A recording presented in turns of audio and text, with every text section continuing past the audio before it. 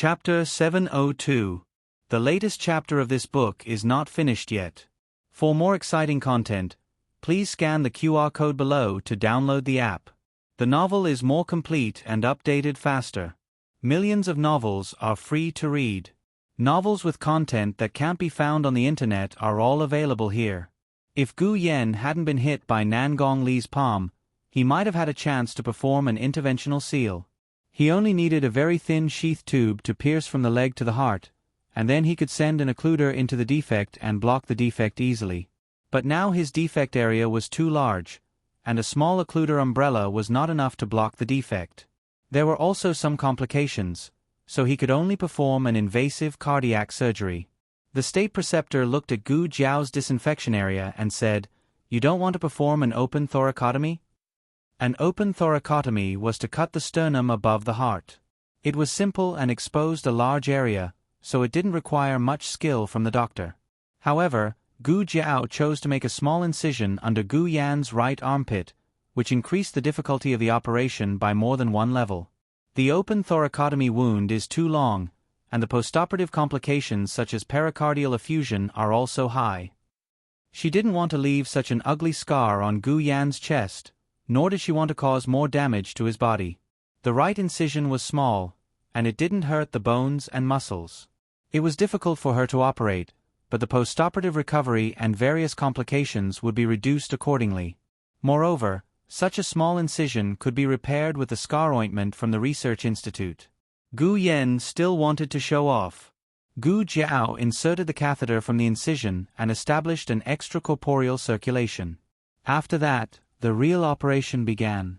In the wing room, Mr. Meng sat on a chair and shook his legs. Yu He saw that the usually calm chess master of the Six Nations began to shake his legs, and couldn't help but comfort him. "Mr. Meng, don't be too nervous. With the state preceptor here, the operation will be completed smoothly."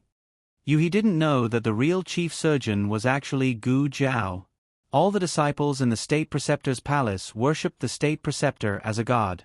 They believed in the state preceptor. Whether it was medical skills or divination, the state preceptor was always a legend in everyone's mind. "I'm not nervous," Mr. Meng said. "Then your leg." Yu He looked at Mr. Meng's right leg that was shaking. Old Master Meng pressed his right leg and asked in a deep voice, "What's wrong with my leg?" Yu He looked at his right leg that was pressed down, then looked at his left leg that was trembling uncontrollably. Yu He, in the Chenqiong Academy, Gu Shaoshan went to the Clear Heart Hall to ask for a leave of absence from today's class. 2 days ago, Teacher Jiang had changed his class. Today, it was Teacher Gao's arithmetic class. "Why can't Xiao Lulang come?" Teacher Gao asked. This was a very serious problem student. Not only did he keep getting demerits, but he also kept asking for leave. "What's wrong with him this time?" Gu Shaoshan said, "It's not Xiao Lulang who's sick. It's Gu Yen." Xiao Lulang sent Gu Yen to the State Preceptor Hall for surgery. Teacher Gao did not say anything else. He wouldn't care about a student who never listened in class and only relied on copying homework. "Class." Teacher Gao sat in the lecture hall and said indifferently, "Take out the homework that was assigned yesterday. Let's see how to solve the first surgery." Student, Teacher Gao. In the house, Madame Nan was feeding the Black Wind King and the Horse King. She said helplessly, "I'm feeling uneasy. I keep feeling that something is going to happen." The Black Wind King was used to eating good food. At first glance, he simply couldn't eat the leaves they were feeding him. The Horse King gobbled down the food. Master Lu said, "You're thinking too much. That's the State Preceptor Hall. I've never heard of anyone who couldn't be cured there." Madame Nan glared at him. "How much do you know about the State Preceptor Hall?" Master Lu choked and muttered softly, "Aren't I comforting you?" Sigh. Madame Nan sighed heavily and looked at the door. The Black Wind King finally made up his mind to take a bite of the leaves. Just as he stretched his neck, Madame Nan took the dustpan away in a daze. Black Wind King. Halfway through the surgery, the small medicine box didn't provide enough blood. Gu Yan's blood pressure dropped rapidly. If this continued, He would die on the operating table from excessive blood loss. "Draw mine," Gu Jiao said. "The surgery isn't finished yet," the state preceptor reminded. "I know." Gu Jiao rolled up his sleeves. "White filter." The state preceptor looked deeply at Gu Jiao and said, "Do you know that what you're doing now is crazy and dangerous? I've never seen a doctor draw his own blood for a patient on the operating table." Gu Jiao stretched out her arm. "Draw faster." The state preceptor took out a white filter and connected it to the infusion tube. "How much?" Gu Jiao said, "As much as he wants." A steady stream of blood was drawn from Gu Jiao's body and flowed into Gu Yan's body through the white filter. Gu Yan had never experienced such a feeling before. Suffering from heart disease, he couldn't even sleep as well as ordinary people. He endured the torment brought about by his heart disease at every moment. But just now, he fell into a deep sleep and didn't feel the slightest bit of pain. But as he slept, his body became cold. It was as if he was on top of a glacier, or fell into an ice cellar. He felt that he couldn't hold on any longer. But suddenly, a warm current flowed into his body. He felt the long-lost warmth and the blood in his body seemed to surge again. He opened his eyes weakly. "Sister." Gu Jiao stood beside him and held his hand. She bent down and gently pressed her forehead against his. "Gu Yan, you have to hold on. I don't know why I came to this time and space. If I had a mission, one of it would be to cure you. You can't draw anymore." The state preceptor said, "It's 600 milliliters. Normally, you can draw 400 milliliters at most." Gu Jiao said without hesitation, "Continue." Gu Yan pressed his forehead against hers and closed his trembling eyes. Hot tears fell. "Sister, don't. Why hasn't he come out yet?" "It's dark." Mr. Meng wandered to the door for the 100th time. He said patiently, "Don't worry. No news is good news." If the patient really had an accident and the operation failed, the state preceptor would have come out long ago. It was reasonable, but it was also worrying that he didn't come out. If the operation was really successful, he should have come out long ago, shouldn't he? Could it be that there was some danger during the operation and he had to be rescued? Gu Jiao's eyelids were a little heavy. She moved a few times before she finally opened them. What greeted her was the glaring light, but she quickly adapted. She found herself lying on another operating table. The state preceptor walked over and glanced at her. "How do you feel? You lost too much blood and fainted just now. You almost couldn't be rescued." Gu Jiao recalled for a moment and pulled out a memory from her blank mind. "I finished the operation." The state preceptor nodded and looked at her with divine eyes. "Yes, you did it." She had lost too much blood, but with a terrible obsession, she forced herself to complete the entire operation before falling to the ground. Gu Jiao asked, "Where's Gu Yan?" The state preceptor raised his hand and pointed. "Next to you." The cardiopulmonary bypass had stopped. Gu Yan lay quietly on another operating table. His heart was beating vigorously. The operation ended perfectly, but whether he could survive the critical period depended on whether he could wake up smoothly. Gu Jiao got off the operating table and came to his side. She held his hand and touched his forehead. "Yan." She called him softly. Gu Yan didn't respond. She called out again, "Ah Yan." Gu Yan's eyelids moved. He heard Gu Jiao's voice. Gu Jiao continued to call him.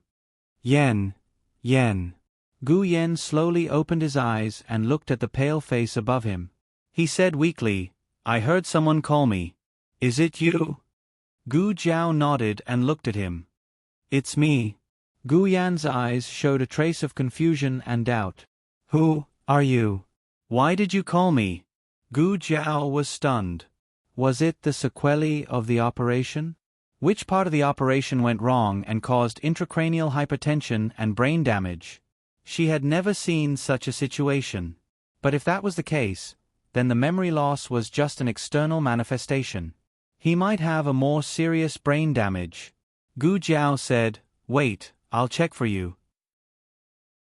Gu Yen grabbed her hand with his remaining strength and looked at her seriously. "You're so beautiful. Do you need a younger brother?" Gu Jiao was stunned again. The little ahog on the top of her head stood up. She looked like a little confused rabbit.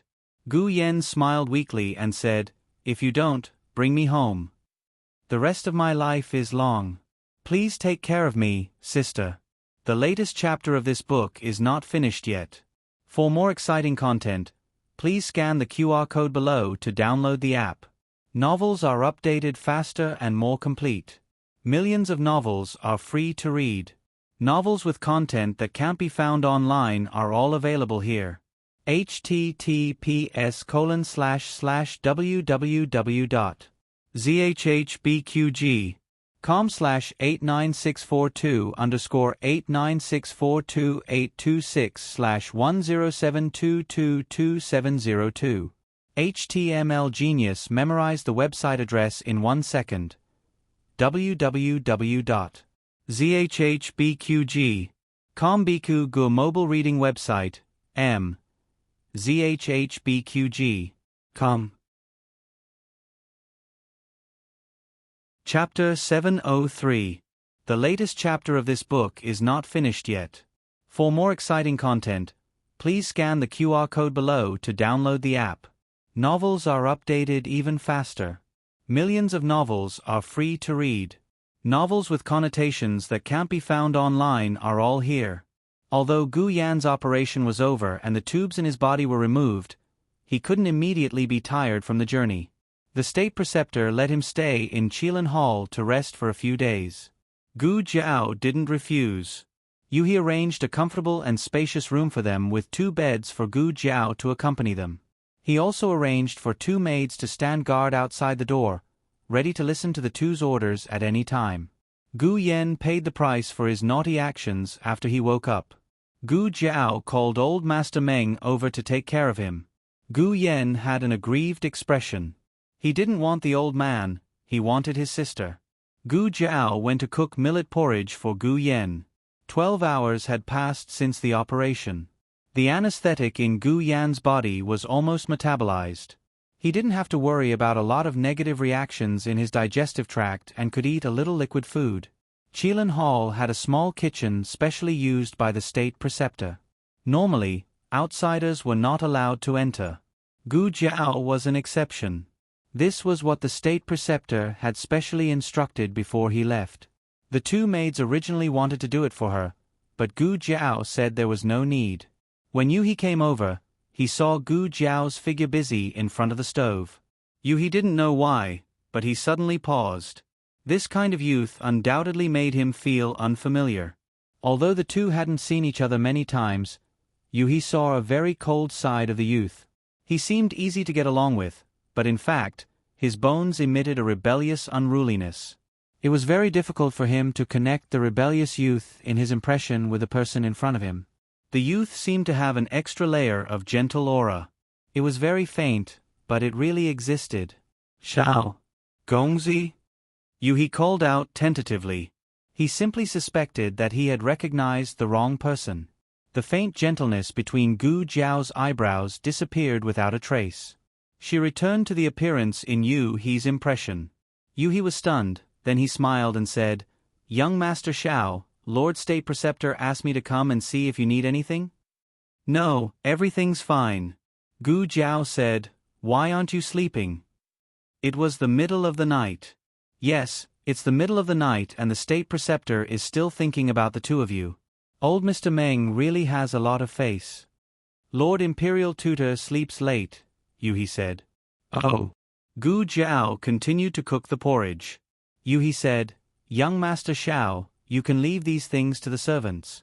If they can't do it, you can ask them to go out and buy it." "No need." Gu Jiao politely refused. A certain someone had just undergone surgery and was feeling aggrieved. He did not like the food made by others. Gu Jiao said, "Go and rest. I'm almost done." Yuhi replied, "All right, young Master Shao, call me if you need anything." Gu Jiao nodded. Yuhi turned and left. When he crossed the threshold, he subconsciously paused and looked back at Gu Jiao. He had already heard from Mu Ru Xin that the other party was from a lower country. But for some reason, he felt that being treated gently by the youth was a lucky and happy thing. After Gu Jiao finished cooking the porridge, she went to Gu Yan's room to recuperate. This room was opposite old Mr. Meng's room during the day, so it was convenient for old Mr. Meng to take care of him. Although Gu Yan had slept all day, he had just undergone a major surgery and was extremely weak. He was still a bit sleepy, but he could not sleep until Gu Jiao came. Gu Jiao brought in the porridge and let old Mr. Meng go back to his room to rest. Gu Jiao went to the bed and sat down. She looked at Gu Yan, who was lying on the bed, and asked, "Do you feel uncomfortable anywhere?" "It hurts a bit," Gu Yan said. "Where does it hurt?" Gu Jiao asked. "Wound," Gu Yan said as he raised his left hand to touch his chest. He was stunned by what he saw. "Huh? Where was his wound?" Gu Jiao curved her lips and calmly looked at him, looking for the wound on his body. Gu Yan looked confused. "Where is my wound? Did I have a fake surgery?" Gu Jiao laughed and pointed at his right armpit. "Here." Gu Yan suddenly understood. "No wonder I was wondering why it hurts here. But, wasn't she going to open his chest? Why did she drive to the right side?" The heart was not on the right side. He was weak at the moment and couldn't say much. But there was still a tacit understanding between the twins. Gu Jiao did not fool him simply because he did not know medicine.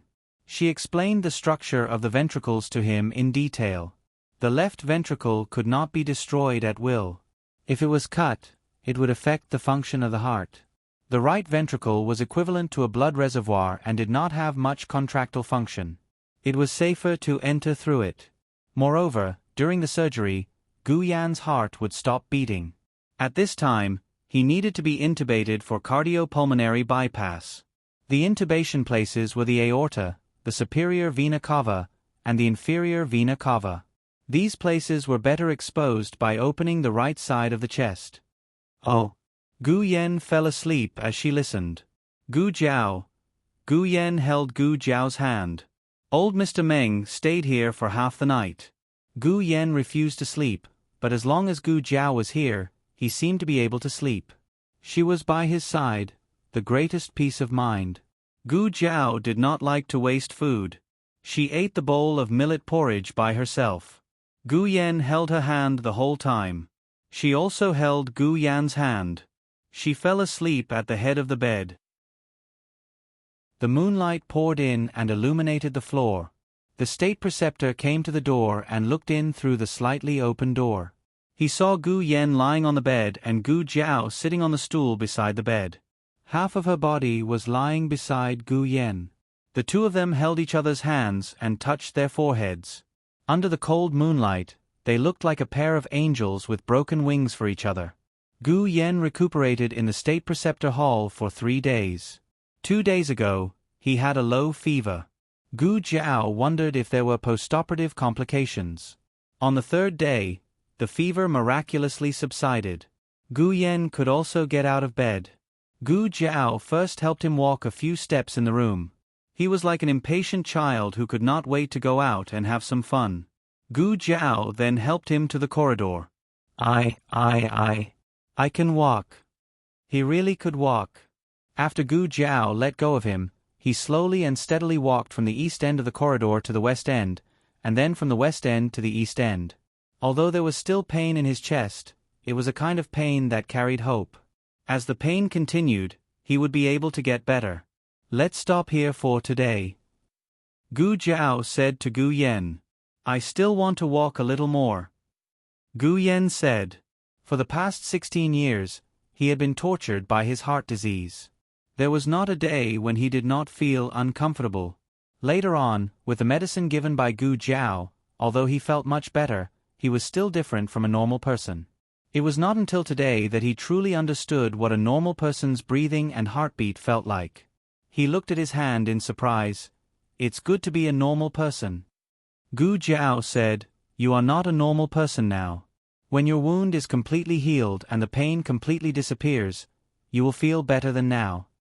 Gu Yan's eyes were bright. He was really looking forward to the arrival of that day. Gu Jiao and Gu Yen stayed in the state preceptor's palace for a total of 5 days. After confirming that Gu Yen could take a carriage, they said goodbye to the state preceptor. The state preceptor only appeared on the day of Gu Yan's operation. After that, it was always Yu He who came to receive them. The eldest disciple of the state preceptor's palace, Yi Qing, also came to visit them several times. However, since they were going to leave and the state preceptor did not come, Gu Jiao still had to go and say goodbye to him. The state preceptor was playing chess with old Master Meng in a small bamboo house in the bamboo forest. The state preceptor knew astronomy and geography. He was very knowledgeable. His chess skills were also superb. The two had been playing for 2 hours, but there was still no winner. That day, why did Dukan come to you? Old Master Meng asked. The state preceptor put down a black chess piece. You have never asked about the affairs of the aristocratic families before. Did that girl ask you to ask? Old Master Meng said, No. The state preceptor played chess seriously and said, Then that girl asked you. Old Master Meng choked, Just tell me. Are you going to tell me or not? Before the state preceptor could speak, a disciple outside the door reported, State preceptor, young Master Xiao is here. The state preceptor put down the chess piece helplessly. Alas, it's not that I don't want to tell him. Old Master Meng, Gu Jiao came to the bamboo house and said goodbye to the state preceptor. I will go to see Gu Yen first.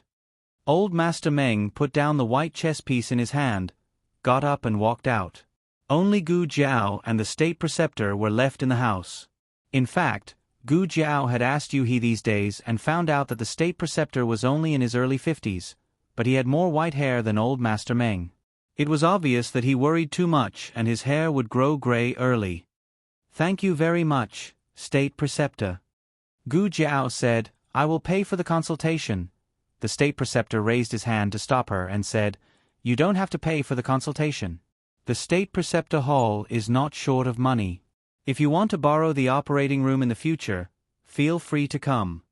Gu Jiao, oh then goodbye? The state preceptor stopped her and looked at her deeply. He said meaningfully, Little girl, don't you have any feelings about the operation this time? Feelings? Gu Jiao touched her chin and thought seriously, Am I really that awesome? The state preceptor, digression, it's a bit jammed, please come and watch the second chapter in the afternoon. The latest chapter of this book is not finished yet. For more exciting content, please scan the QR code below to download the app. Novels are updated faster. Millions of novels are free to read. Novels with content that can't be found on the internet are all available here. https://www.zhbqg.com/89642/826/1072098084. HTML Genius memorized the website's address. www.zhbqg.com Bikuj mobile reading website. zhbqg.com. Chapter 704. The latest chapter of this book is not finished yet. For more exciting content, please scan the QR code below to download the app. Novels are updated faster. Millions of novels are free to read. Novels that can't be found online are all available here. The state preceptor asked, Have you ever wondered why there is an operating room in the state preceptor hall? Gu Jiao looked at him strangely. It's your state preceptor hall. Why do I have to think about it? I find that you're so lazy. The state preceptor was speechless again. The state preceptor took a deep breath, walked to the door, and opened the curtain. Goodbye. Gu Jiao, Gu Yen, and old Mr. Meng sat in the carriage to go back. Although Gu Yen had undergone a major operation, the operation was very successful. His prognosis was also very good. There was no situation where he couldn't take the carriage. Of course, there was another very important factor. The official road in Shangdu was really smooth. Gu Jiao thought of a sentence she often heard in her previous life, to get rich, build roads first. It was obvious that the transportation route was very important for the development of a city or even a country. She wondered how the roads in Zhao country were being built. The alley they lived in now was called Willow Alley. It was located in the east of Qianqiong Academy and was bigger than Jadewater Alley in Zhao country. There were 20 families living in the alley. 3 of them had tenants. One of them was Gu Jiao's group. They rented the whole house. The other 2 only rented 1 room. Since old Mr. Meng often walked his horse, he became a familiar face in the alley. Everyone he met on the road greeted him. Gu Yan rarely went out. Basically, no one in the alley had seen him. Gu Jiao went out early and came back late. The number of times she saw him was also limited. "You're quite popular." After old Mr. Meng greeted the 7th person, Gu Jiao said to old Mr. Meng. Old Mr. Meng didn't understand. "Am I blushing?" "No, I mean you're popular," Gu Jiao said. "Well, the language of Zhao country is really strange." Old Mr. Meng said to Gu Jiao, "The child just now taught him a few games of chess." When he was strolling, he saw the scholar trapped in the game and kindly gave him a few pointers. That scholar might never have known that the person who gave him pointers was the chess sage of the 6 nations. The carriage stopped in front of the house. "Sis." Gu Xiaoshun dashed out quickly. Gu Jiao jumped off the carriage. "Xiaoshun. Sis, you're finally back." Gu Xiaoshun was overjoyed. Seeing that Gu Jiao was about to help Gu Yan up, he quickly said, "Let me do it, let me do it." "You don't have to do it, I can do it myself," Gu Yan said proudly. After saying that, he showed Gu Xiaoshun how he got off the carriage. It was especially like a 1-year-old baby showing off to his little friends that he knew how to walk. "Not bad, Gu Yan." Gu Xiaoshun gave him a thumbs up. "You can even walk by yourself." One dared to show off, while the other dared to show off. Madame Nan and Master Lu both put down their work and came out to welcome them. Seeing that the 2 children were fine, the stone in their hearts finally fell to the ground. Actually, on the 2nd day of the operation, Master Meng had sent a disciple from the State Preceptor Hall to report to them that they were safe. But if they didn't see it with their own eyes, they would feel uneasy. Madame Nan held Gu Yan's arm and looked him up and down. She said with satisfaction, "Not bad, your complexion is much better. Your glabella isn't black anymore."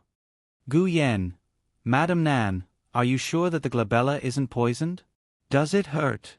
Madame Nan looked at Gu Yan's chest and asked. "It doesn't hurt," Gu Yan said. It did hurt, but it wasn't as painful as imagined. It was within the tolerable range. He was immersed in the joy of becoming a normal person. This pain was nothing. Also, the wound isn't here. Gu Yan showed off Gu Jiao's medical skills to Madame Nan. The wound was on the right side, less than an inch. In the future, it would heal to the point that it was almost invisible. Madame Nan was amazed by Gu Jiao's medical skills. "Jiao Jiao must be tired too?" She looked at Gu Jiao and said. Gu Jiao had lost a lot of blood, but she had been nourished well in the State Preceptor Hall these few days and had recovered. "I'm not tired," Gu Jiao said. Madame Nan looked at Master Meng and bowed deeply. "Thank you, Master Meng." She didn't need to say anything. Master Meng didn't say anything and stroked his beard. Master Lu hurriedly said, all right, it's a hot day. Look at the children. Let's talk inside." Madame Nan smiled. "Just in time, I made mung bean soup." Gu Yan was so hungry that his eyes were shining. Gu Jiao said, "You can't drink it." Gu Yan. In order to reduce the burden on the heart after heart surgery, one had to strictly control the intake of water and try to keep the body in a state of dehydration for the first few days. He already had a lot of drips every day. Drinking mung bean soup was out of the question. Gu Yan looked wronged. Madame Nan, did she make the children greedy again? Gu Yan entered the courtyard and began to look for the Black Wind King. "He can walk now." He went to the backyard. Madame Nan smiled. Gu Jiao left enough medicine before she left. Madame Nan and Gu Shaoshun changed the medicine for the Black Wind King every day. The Black Wind King's condition improved greatly and was moved from the front yard to the backyard. Gu Yen liked the Black Wind King. Firstly, the Black Wind King was too beautiful. Secondly, the Black Wind King was very quiet and not as noisy as the Horse King. The Black Wind King had a noble aura, but it didn't lose its dominance and fierceness. It suited Gu Yan's taste very well. Gu Yen took a brush and brushed its mane. The Black Wind King didn't kick Gu Yen away and let him brush it meekly. Gu Shaoshun and Madame Nan also brushed its mane occasionally. The only person in the family who couldn't brush its mane was Master Lu. Gu Jiao, Gu Yen, and Gu Shaoshun were cubs in the Black Wind King's eyes. The Black Wind King was very tolerant of them. Madame Nan was a woman, so the Black Wind King was very tolerant of her. Master Meng was an old man, so the Black Wind King didn't bully him. Only Master Lu couldn't get close to the cubs, women, and old men. Every time he got close to the Black Wind King, he would be beaten by the Black Wind King. There was a burglary at home. Madame Nan was washing vegetables while talking to Gu Jiao about what happened at home. "Oh?" Gu Jiao asked. "And then?" Madame Nan said, "That day, we all went out. Little Shi also went out to drive the carriage. There was only that black horse at home. A total of 3 burglars came. They all seemed to know a bit of martial arts. They came in and ransacked the cabinets. They even found the banknotes. But guess what? They were all knocked out by the horse's hooves. None of them escaped. It did it."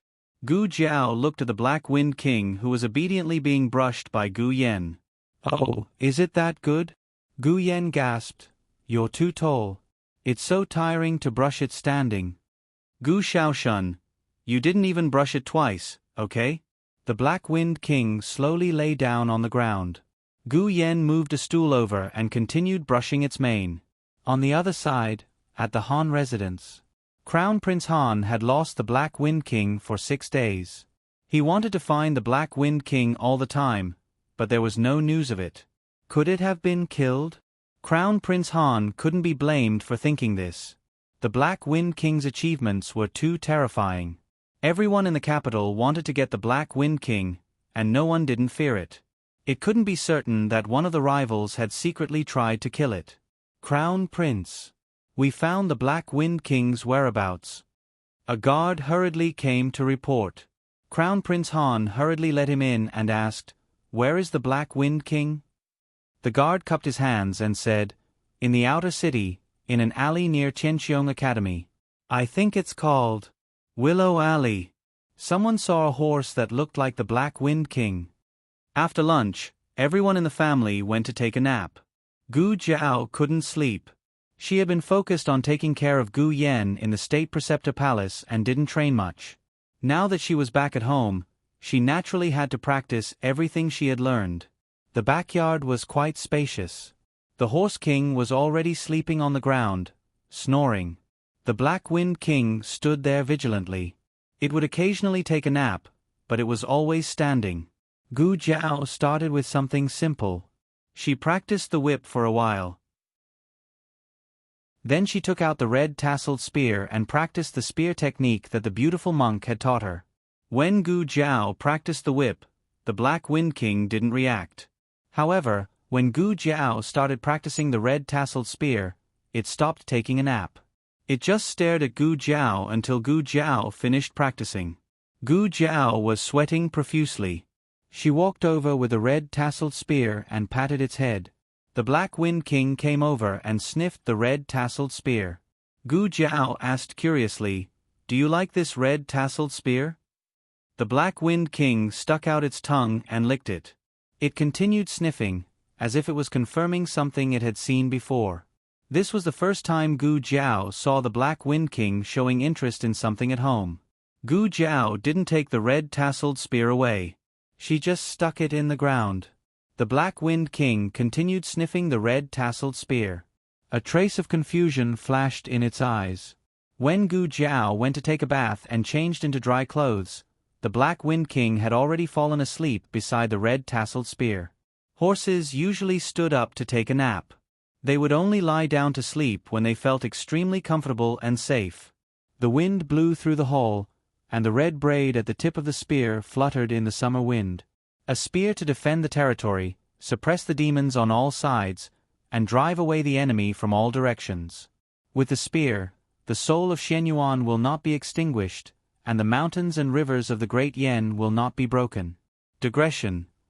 OCD is here again. It's only a few votes away from reaching 2,000. The latest chapter of this book is not finished yet. For more exciting content, please scan the QR code below to download the app. Novels are updated faster. Millions of novels are free to read. Novels with connotations that you can't find on the internet are all available here. https://www.zhbqg.com/89642_826/1072054990. HTML, genius. Memorize the website address in 1 second. www.zhbqg.com, Bikugu mobile version website. zhbqg.com.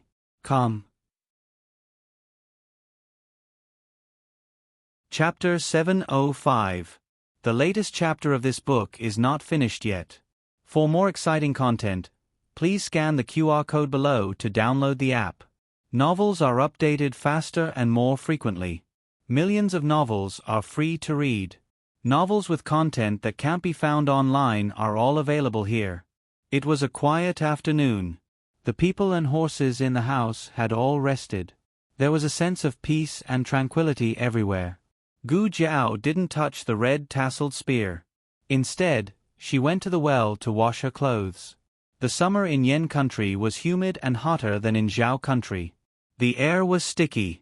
Especially because she had wrapped her chest, it was so hot that she felt like she had a heat stroke. Gu Jiao hung the washed clothes one by one on the rope to dry. Halfway through, she heard the sound of horse hooves outside the door. At first, Gu Jiao didn't pay attention to it. However, the sound of horse hooves stopped outside the door of her house. Gu Jiao's first reaction was that Gu Chengfeng was here. Su Fengxian from Tianxiong Pavilion couldn't keep an eye on him. Gu Chengfeng's actions had always been more free. The reason why she didn't suspect Xiao Hang was because Xiao Hang had been very cautious recently. He didn't say anything, but Gu Jiao could roughly guess. That day, in order to let her put a gunny sack on Shitzi Han, Xiao Hang lured Prince Ming away. After that, Shitzi Han must have realized that Xiao Hang did it on purpose. However, Shitzi Han didn't have any evidence. He couldn't be at odds with Prince Ming because of some speculation, so he could only secretly send people to keep an eye on him. But soon, Gu Jiao heard a series of horse hooves. Not only was there a carriage, there was also a group of people and horses. This definitely wasn't Gu Chengfeng. Nan Shenyang happened to wake up. She heard the noise outside the door. She put on her veil and walked over to open the door to take a look. She asked, "Who is it?" As soon as she finished speaking, she was shocked by the scene in front of her. She saw a luxurious carriage accompanied by a group of imperial bodyguards stop in front of her house. The curtain was lifted and a young man in his early 20s stepped out of the carriage. He was dressed luxuriously and had a dignified appearance. The other party's expression was very cold. He had the arrogance and murderous aura of a superior. He didn't look friendly. Mistress Nan's eyes darkened and she asked in a neither servile nor overbearing manner, "Who are you people?" Han Shitzi glanced at the veiled woman. At first, he didn't pay much attention to her, but her tone caught his attention. He asked the guard beside him, "Are you sure this is the place?" One of the guards cupped his hands and replied, "Yes, Your Highness. That day, we went to the yamen to inquire about the whereabouts of your mount and met a few thieves who were detained. They said that they found a very powerful dark horse in this residence." Dark horse? Could it be? Marshal Aunt Nan's gaze paused. This young man was the owner of the black horse in the house? Han Shitzi looked at Madame Nan and asked in a deep voice, do you have the horse he mentioned in your house? Mistress Nan was slightly startled. Han ignored her and went straight into the yard to look for his horse. Mistress Nan reached out to stop him. Who allowed you to come in? A guard shouted and rushed forward. How dare you? My young master is not someone you can touch with your filthy hands. He reached out to slap Mistress Nan.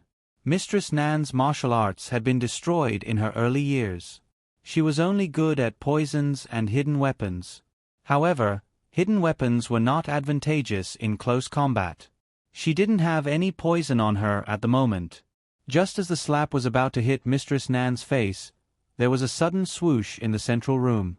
A cold arrow flew out and hit the man's shoulder. The man screamed and flew out, falling to the ground. Han Shitzi didn't expect that someone would shoot an arrow in the house. He frowned. What a fast arrow! The rest of the guards pulled out their swords. Han Shitzi stopped and looked in the direction of the central room with an uneasy expression. Gu Jiao was dressed like a teenager. She held a longbow in her hand and walked out in an unruly manner. Han Shitzi recognized Gu Jiao at a glance. It's you. Gu Jiao raised her eyebrows slightly. It was obvious that she also recognized Han Shitzi. The two didn't know each other on the surface, but Han Shitzi had secretly seen Gu Jiao hit the bow and Gu Jiao had secretly put Han Shitzi in a gunny sack, so they both recognized this face. There were too many grudges between the two of them.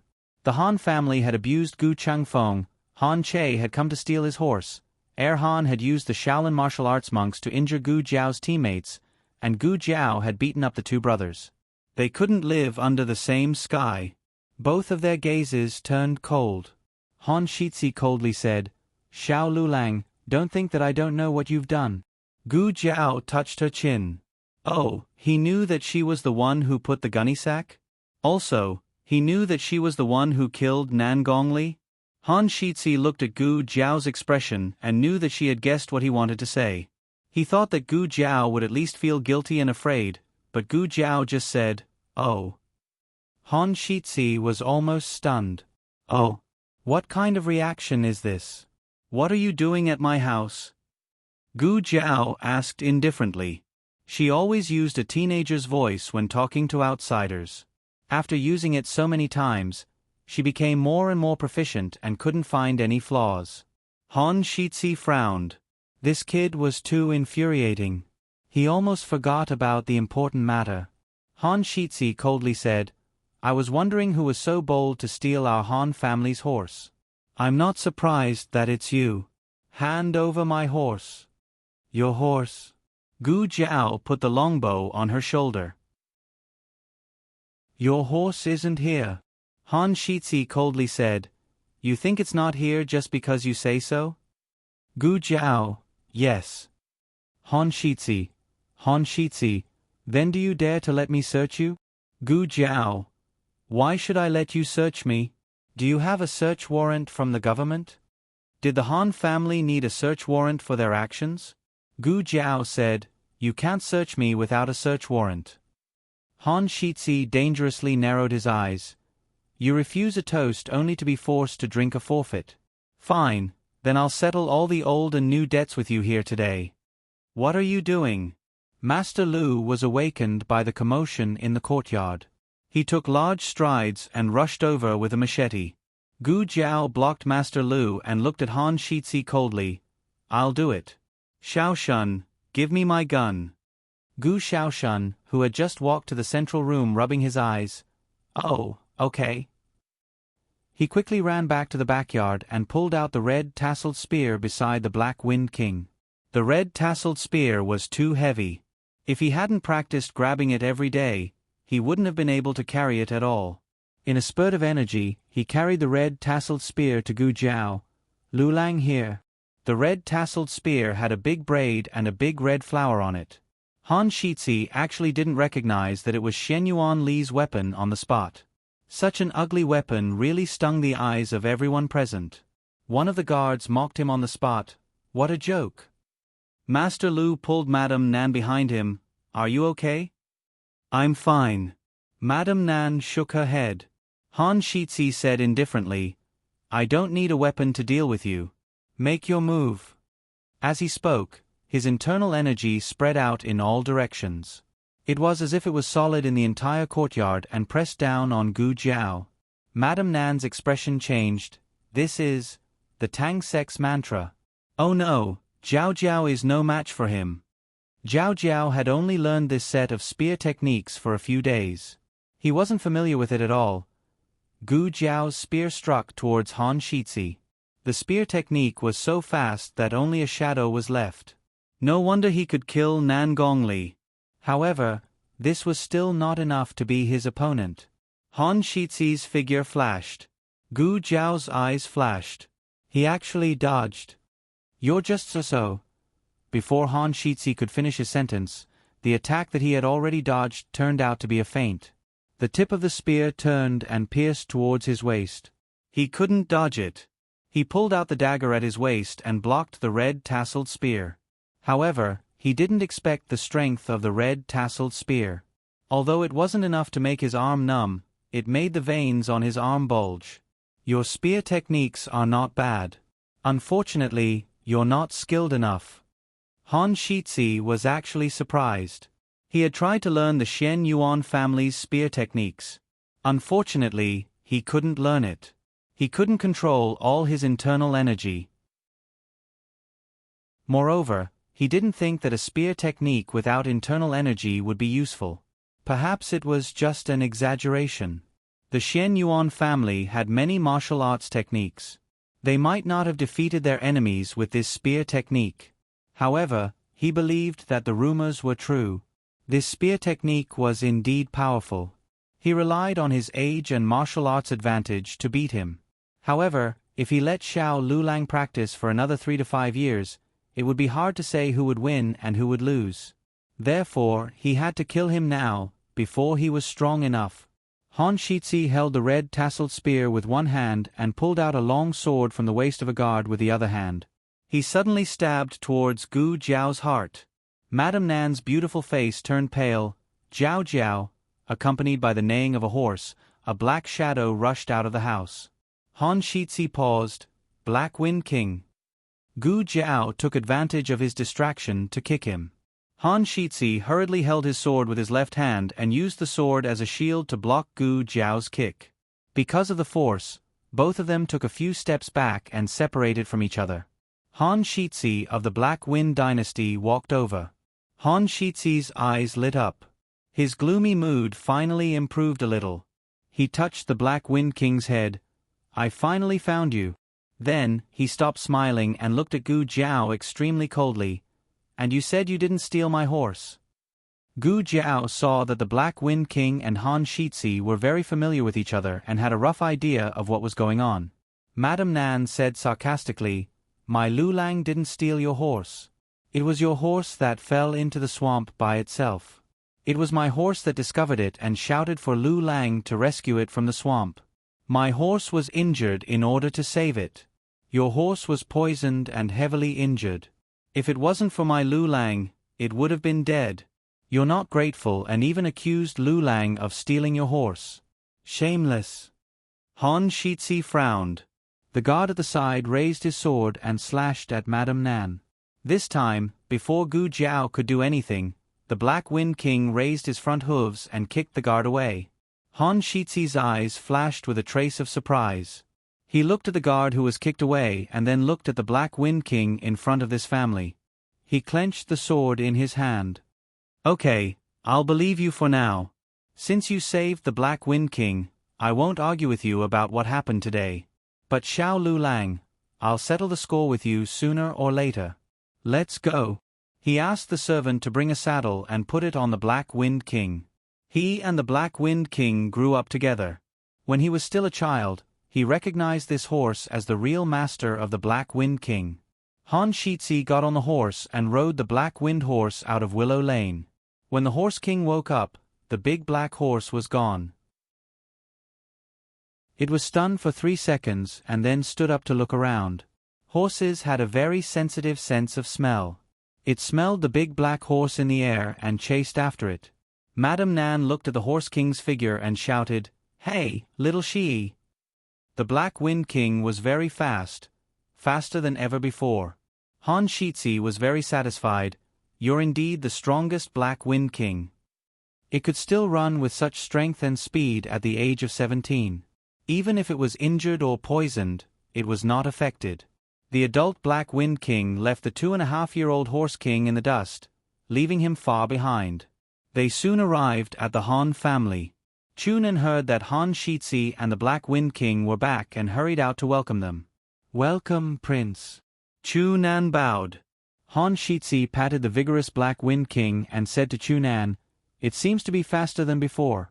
Chunan smiled and said, "Really? That's a miracle." Han Shitzi tightened the horse's belly and said to the Black Wind King, "Okay, time to go in." The Black Wind King did not move. Han Shitzi asked in confusion, "What's wrong?" The Black Wind King still did not move. "Is your wound hurting?" Han Shitzi jumped off the horse and carefully looked for the wound on the Black Wind King. "Is the Black Wind King hurt?" Chunan also came over to look. Unexpectedly, the Black Wind King suddenly took a few steps back. The two of them looked at it in confusion, but the Black Wind King just turned around and ran toward the street. Han Shitzi was confused. How could this be? Why did the Black Wind King leave? Chunan was the most experienced horse trainer in Shangdu. He looked at the back of the Black Wind King and murmured, "It's going in the direction of the Shenyuan family. It is going to find its real master." Han Shitzi said angrily, "Its master is me." Chunan did not speak. "Are you the master just because I let you ride it? You're just a playmate that grew up with it. By sending you back, I'm saying goodbye to you." Han Shitzi clenched his fist. "How many years has it been? Didn't it say that it doesn't remember? How old was it when the Shenyuan family was attacked?" 2 years old. Chunan said, "Maybe it remembered again, or maybe it didn't really forget. It was just waiting for its master to come back. It thought that its master was still on the battlefield." What made it not think so? The sky was gloomy and dark clouds covered the sky. Shangdu was stuffy to the extreme. The Black Wind King galloped under the dark clouds. Lightning flashed in the sky, followed by thunder. The carriages and horses on the street did not dare to drive casually anymore. They all found a place to avoid it. The Black Wind King galloped fearlessly on the empty street. The lightning chased after it, but it did not stop at all. After galloping for a long time, the dark clouds covered the sky. The afternoon seemed to have turned gray. It came to a mansion that was sealed and chained. The seal had already been broken. The parts that could not be glued to the door were flapping like tongues of fire. The iron chains were stained with rust, and the dirty door was covered in moss. The entire dusty and dilapidated mansion was eerily quiet. It was now a graveyard filled with wandering souls. It walked up the steps to the door and tried to break it open with its head. Bang, bang, bang. Again, again, and again. Its head was bruised and bleeding. The last bolt of lightning tore a crack in the sky, and torrential rain began to pour down. Raindrops as big as beans smashed onto its body under the raging wind. Blood flowed down and dripped to the ground. It seemed that it did not feel pain. It spared no effort to hit the door with its badly injured head. But the door would never open again. "Father, a Black Wind Rider is dying." A young man in his 20s ran into the backyard of the mansion and said to his father, who was practicing the red tasseled spear. His father asked, "Why is it dying?" The young man said, "It's having a difficult birth. It's dying." The father and son came to the stable. The horse had been in labor for 2 days and 2 nights. It had used up all its strength. It could not give birth to this little foal. But the father and son did not give up. They guarded it and stayed by its side the whole night. Finally, when the first light of dawn arrived, they welcomed this little life that was hard to come by. But it had been in its mother's womb for too long. It did not have much breath left. "Father, it seems that it's dying." "It's the Black Wind Rider of the Shenyuan family. We can't do without it." The mare had died in childbirth. This was the child that she had exchanged her life for. The owner of the red tasseled spear took it back to his house and fed it personally. It gradually grew from a little foal that could not even breathe to a strong foal. The foal would stand in the backyard every day, jumping and watching the father and son practice. "Father, look, it's taller. It's growing so fast. I can't believe that it almost died. Ah Chang, don't underestimate anyone, and don't underestimate any horse. Maybe it will grow up and become the Black Wind King. Then I'll take it to the battlefield to kill the enemy. Humph, the mistress and mistress are lining up. Can you beat her?" It did it. It became the Black Wind King. It could go to the battlefield to kill the enemy. But its master did not come back. None of them came back. The latest chapter of this book is not finished. For more exciting content, please scan the QR code below to download the app. The novel is updated faster. Millions of novels are free to read. There are all the novels that you can't find on the internet. https://www.zhbqg.com/89642_826/1071866345. HTML Genius, remember the website address. www.zhbqg.com. Biku Gu mobile reading website. zhbqg.com.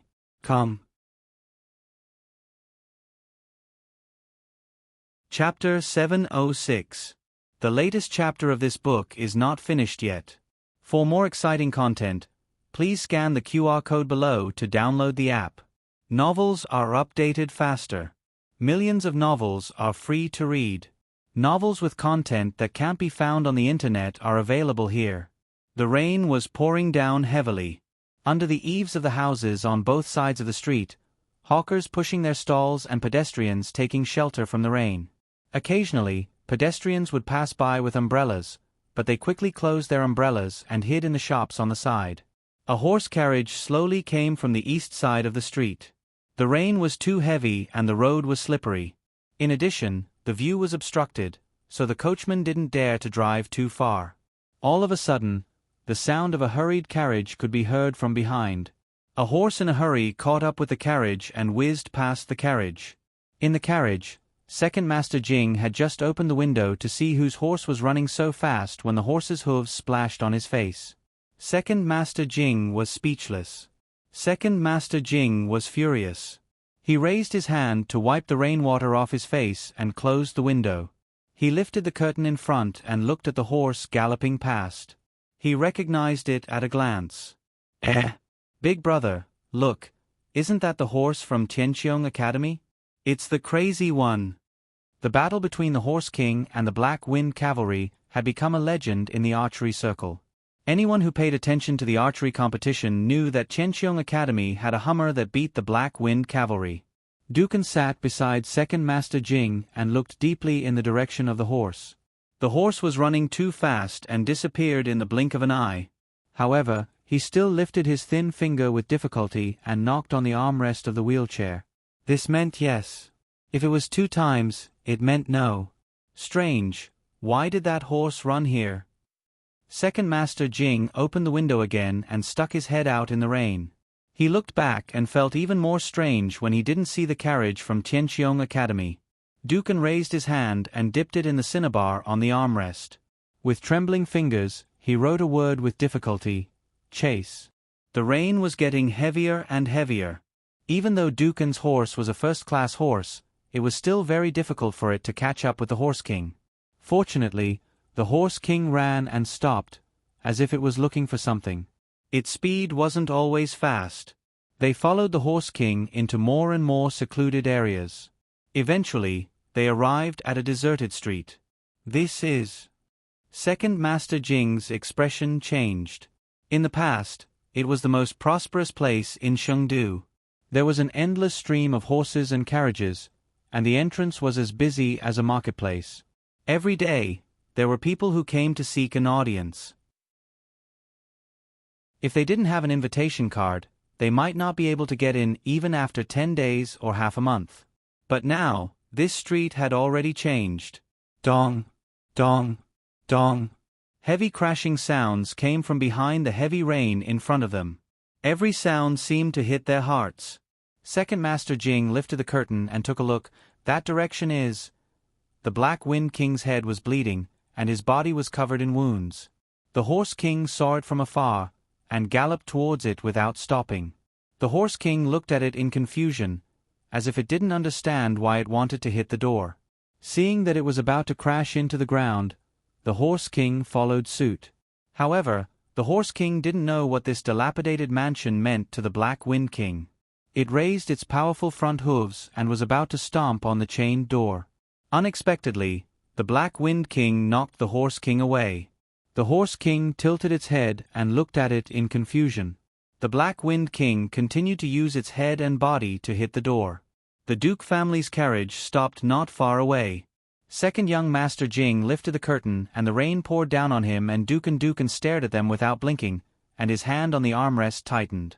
Second Master Jing had mixed feelings. He looked at the Black Wind King and frowned. What's wrong with that horse? Is it crazy? It will die if it keeps hitting it like this.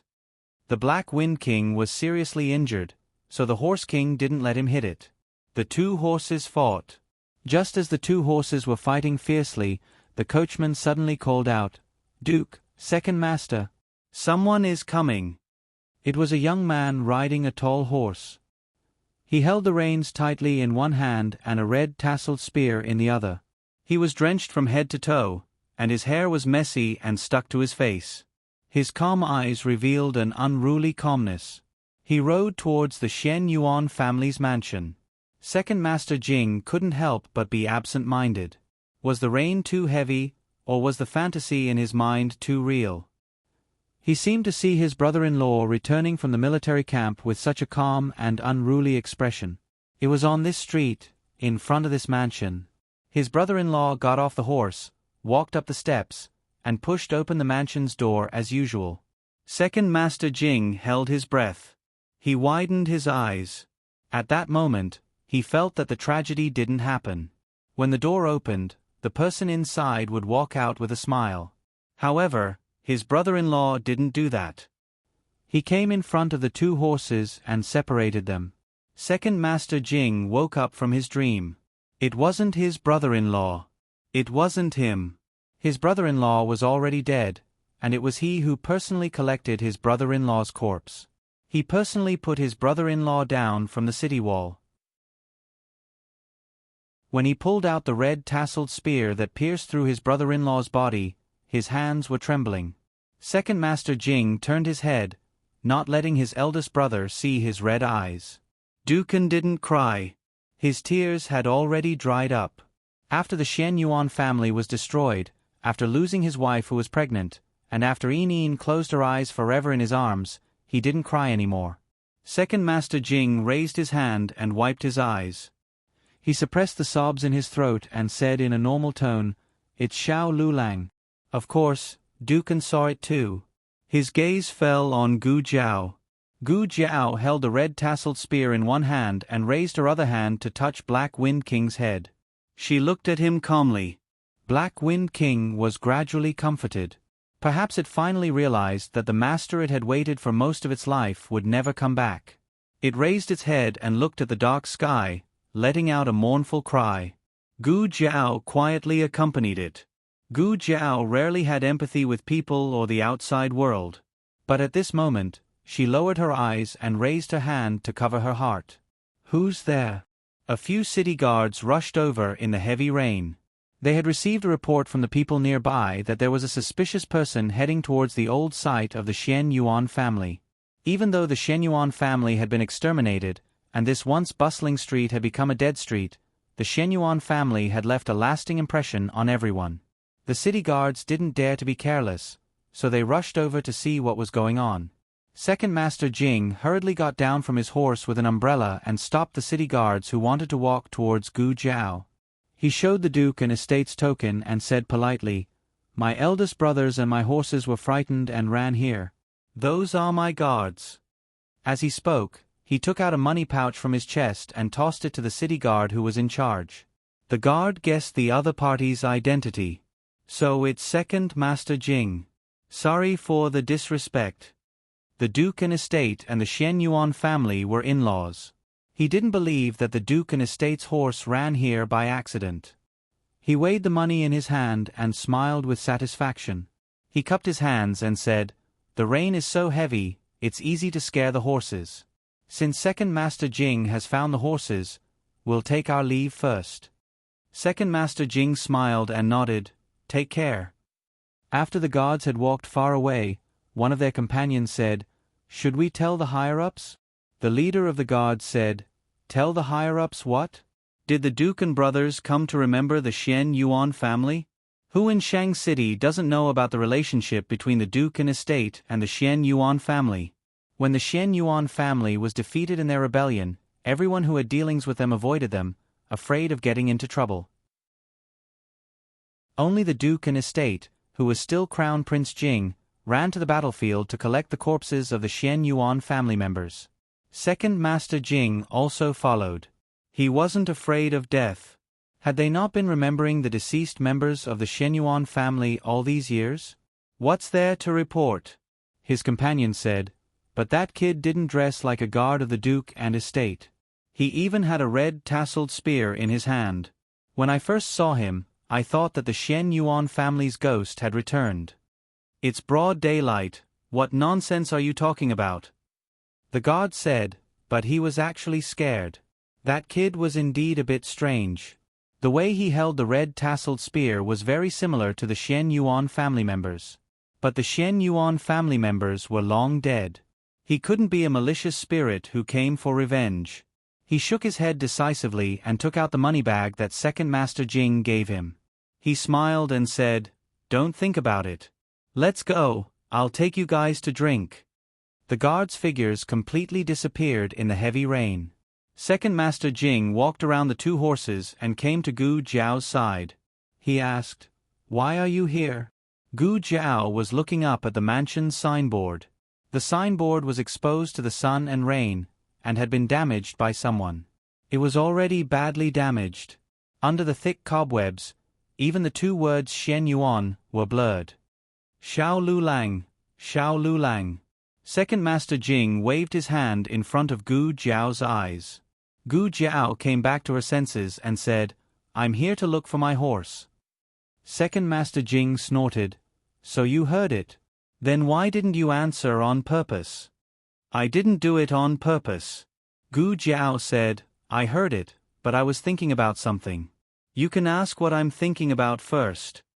In other words, she wanted to wait until she finished thinking before she could answer him.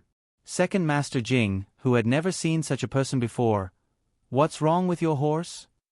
Second Master Jing pointed at Black Wind King and asked.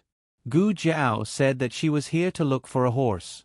She didn't say that she was only looking for one horse. Second Master Jing naturally thought that the other horse was also Gu Jiao's. Gu Jiao didn't explain that Black Wind King wasn't her horse. She only shook her head slightly and said, "I don't know either." Dukan sat in the carriage and saw Second Master Jing talking to Gu Jiao like an idiot in the rain. He was so angry that his body trembled. Second Master Jing had an umbrella, but Gu Jiao didn't. Fortunately, Second Master Jing and his eldest brother had a tacit understanding for once. He said to Gu Jiao, "You can stay in the outer city. It's raining so heavily that it won't stop for a while. Why don't you take shelter in the carriage?" Gu Jiao turned her head to look at the carriage in the rain. Dukan sat in the carriage and looked at Gu Jiao without blinking.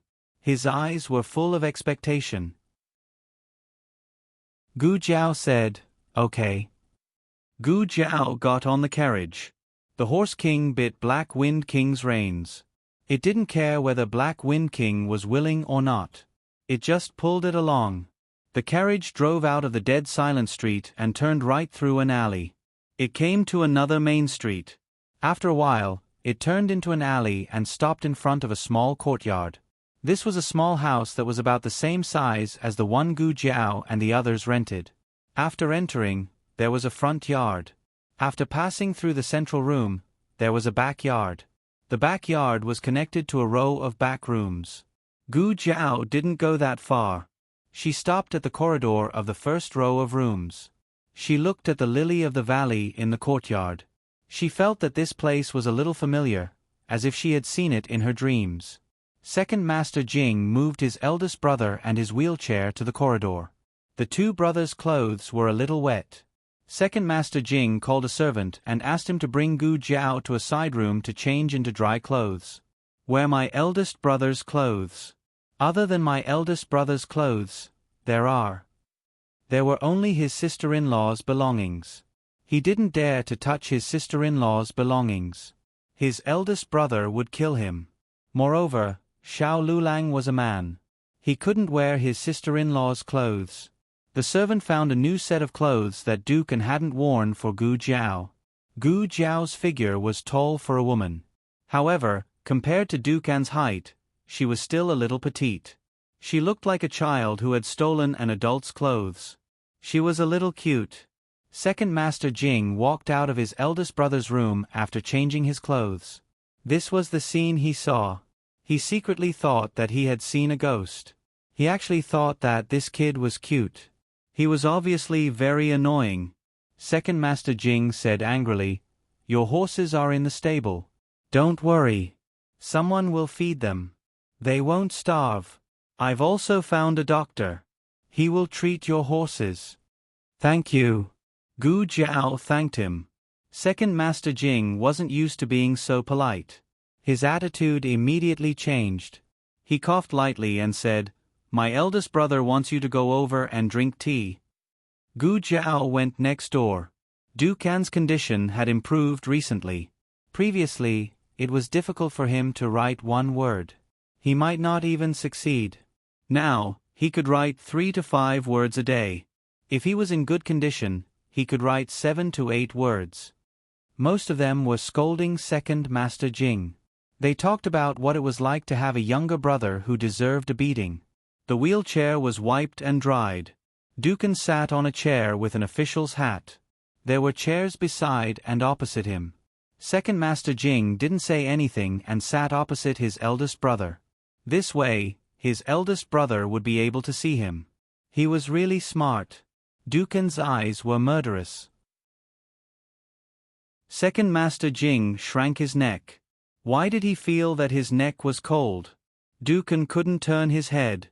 This meant that he wouldn't be able to see Gu Jiao sitting beside him. However, Gu Jiao didn't sit down immediately.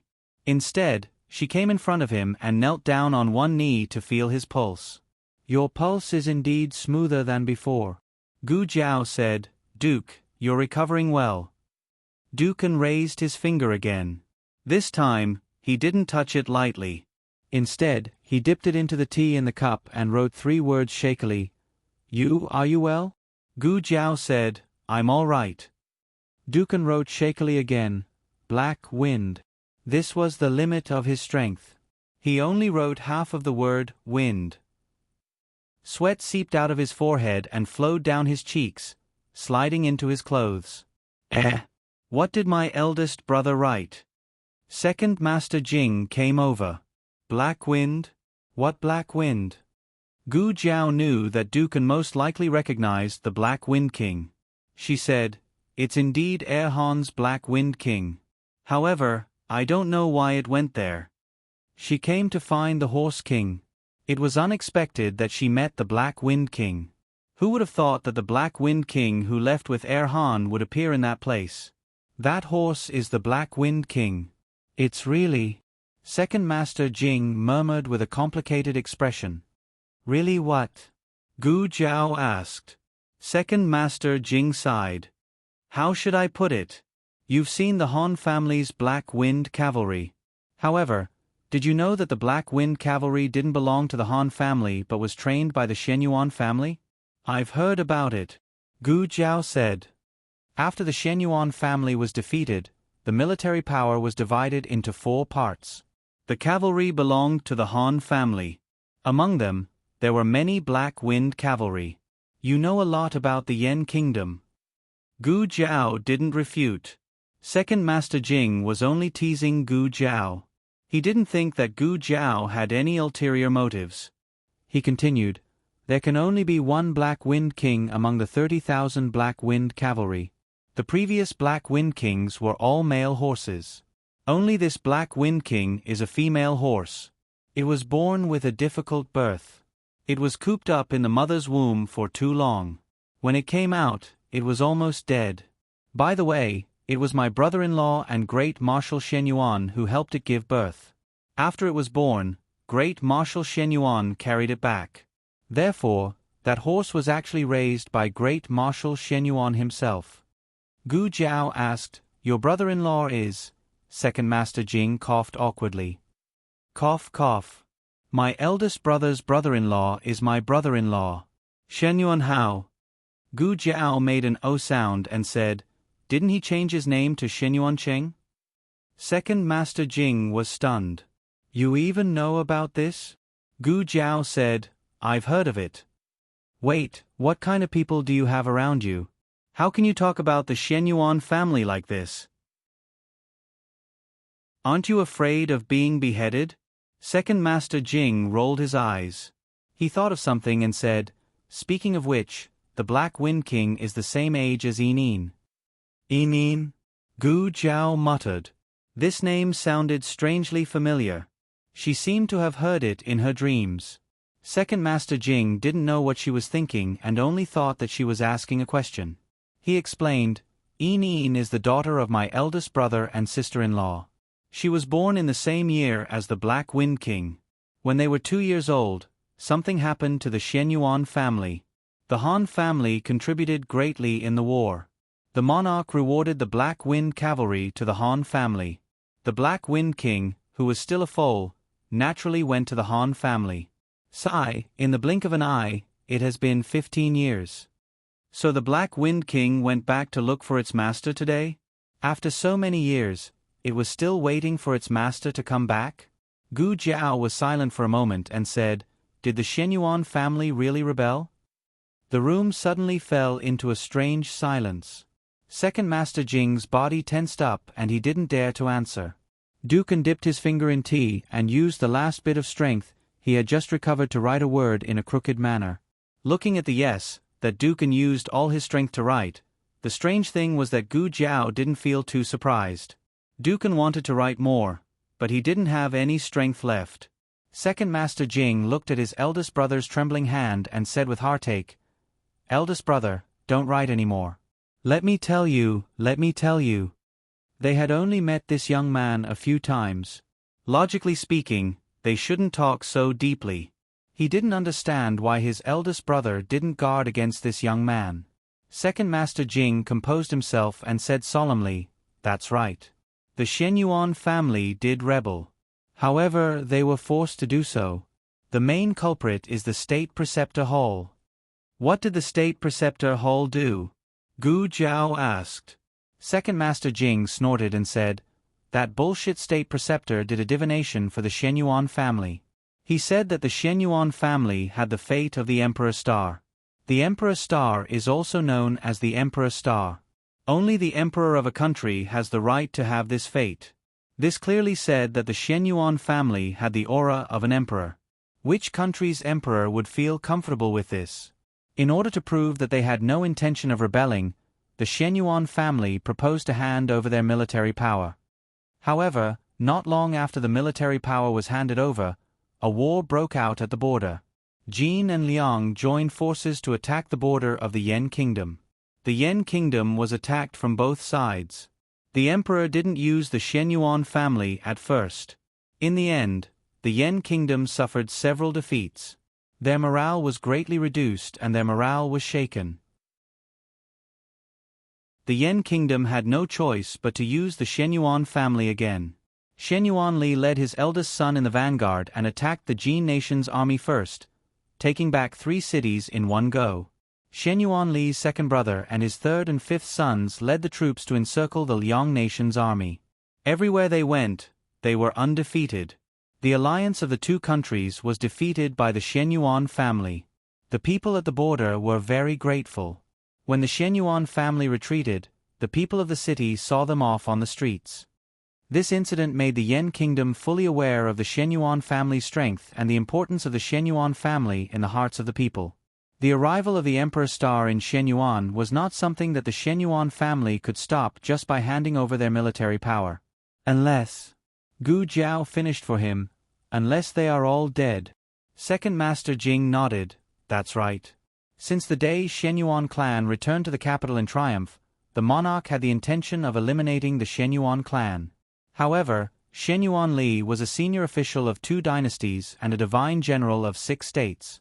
Although the various measures of the Imperial Master Palace played a significant role in the development of the Yen Kingdom from a lower kingdom to a greater kingdom, how could those who once oppressed the Yen Kingdom be willing to let the Yen Kingdom rise again? How many battles did the Shenyuan family's army fight?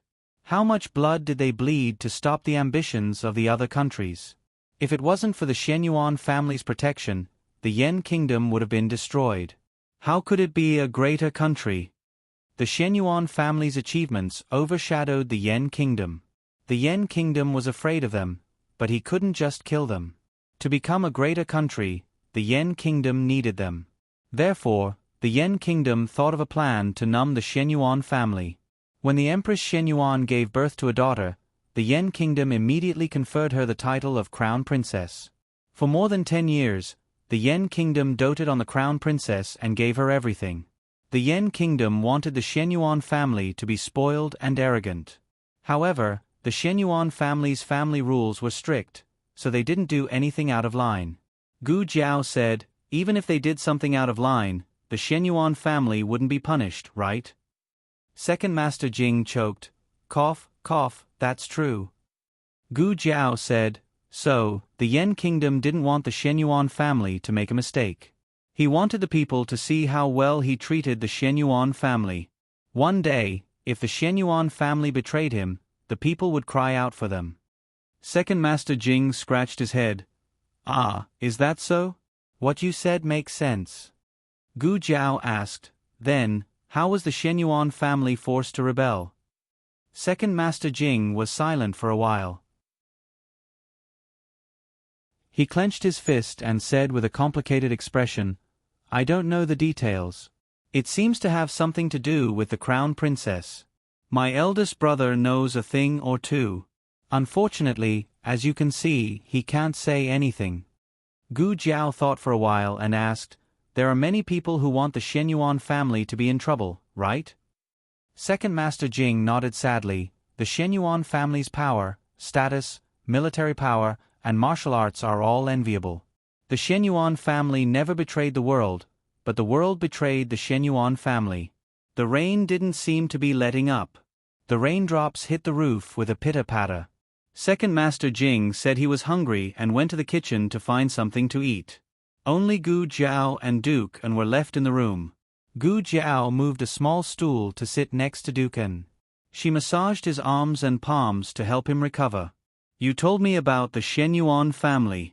Aren't you afraid that I'll tell others? Gu Jiao asked. Duke's fingertips tapped on the armrest twice. No. Gu Jiao unexpectedly understood. She rubbed his other hand and said, why aren't you afraid? We've only met a few times. I'm very bad. Duke's fingertips tapped on the armrest 3 times. You won't.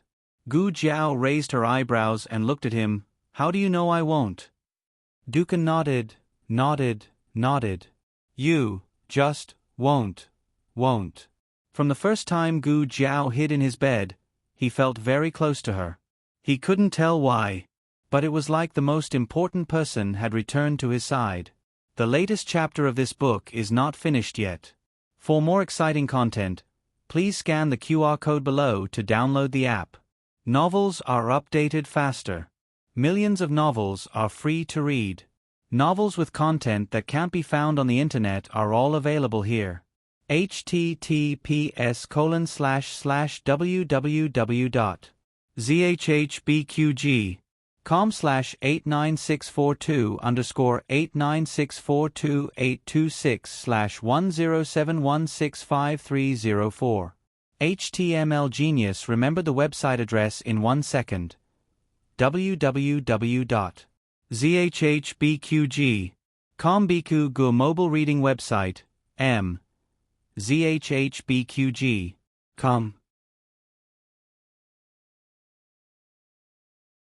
Chapter 707. The latest chapter of this book is not finished yet. For more exciting content, please scan the QR code below to download the app. Novels are updated faster. Millions of novels are free to read. Novels with content that can't be found online are all available here. Second Master Jing went to the kitchen to find a pile of food. There were fruits, braised chicken, and dried meat. He filled a few big bowls and brought them to his eldest brother. The moment he entered the room, he saw his eldest brother chatting happily with that fellow. Actually, his eldest brother didn't know how to speak at all. He was also very confused as to why he thought of the phrase, chatting happily. Dukan had finished massaging his hand, but Gu Jiao was still sitting on the small stool beside him. The scene was strangely harmonious, as if he was the extra person. Second Master Jing was stunned for 3 seconds. He walked over and said to Gu Jiao, "Don't sit here. My eldest brother doesn't like others to be too close to him." Dukan, was it too late to beat his own brother to death now? After the old madam passed away, the old Dukan remarried. His stepmother was a virtuous woman who took good care of the little heir. After the little heir said that he wanted a younger brother or sister, the stepmother had 2 children. One of them was Second Master Jing. Dukan regretted it. He shouldn't have wanted a younger brother. The rain stopped. Gu Jiao should go back. Dukan's eyes revealed a strong sense of reluctance. This was also a very strange feeling. He wanted to keep her here. Dukan lowered his eyes. His fingertips tapped a few times on the armrest. Gu Jiao looked at his fingertips and said, "No, it's too late. The inner city gate will be closed after dinner." Second Master Jing was stunned. "My eldest brother spoke to you? Why didn't he hear it?" Gu Jiao pointed at Dukan's hand. "He did." Second Master Jing, "Fellow, I'm not well educated. Don't lie to me." Second Master Jing felt that Gu Jiao was talking nonsense. He and his eldest brother were blood brothers who had telepathy. Even he couldn't understand what his eldest brother was trying to say when he knocked on the door. How could a brat whom they met by chance?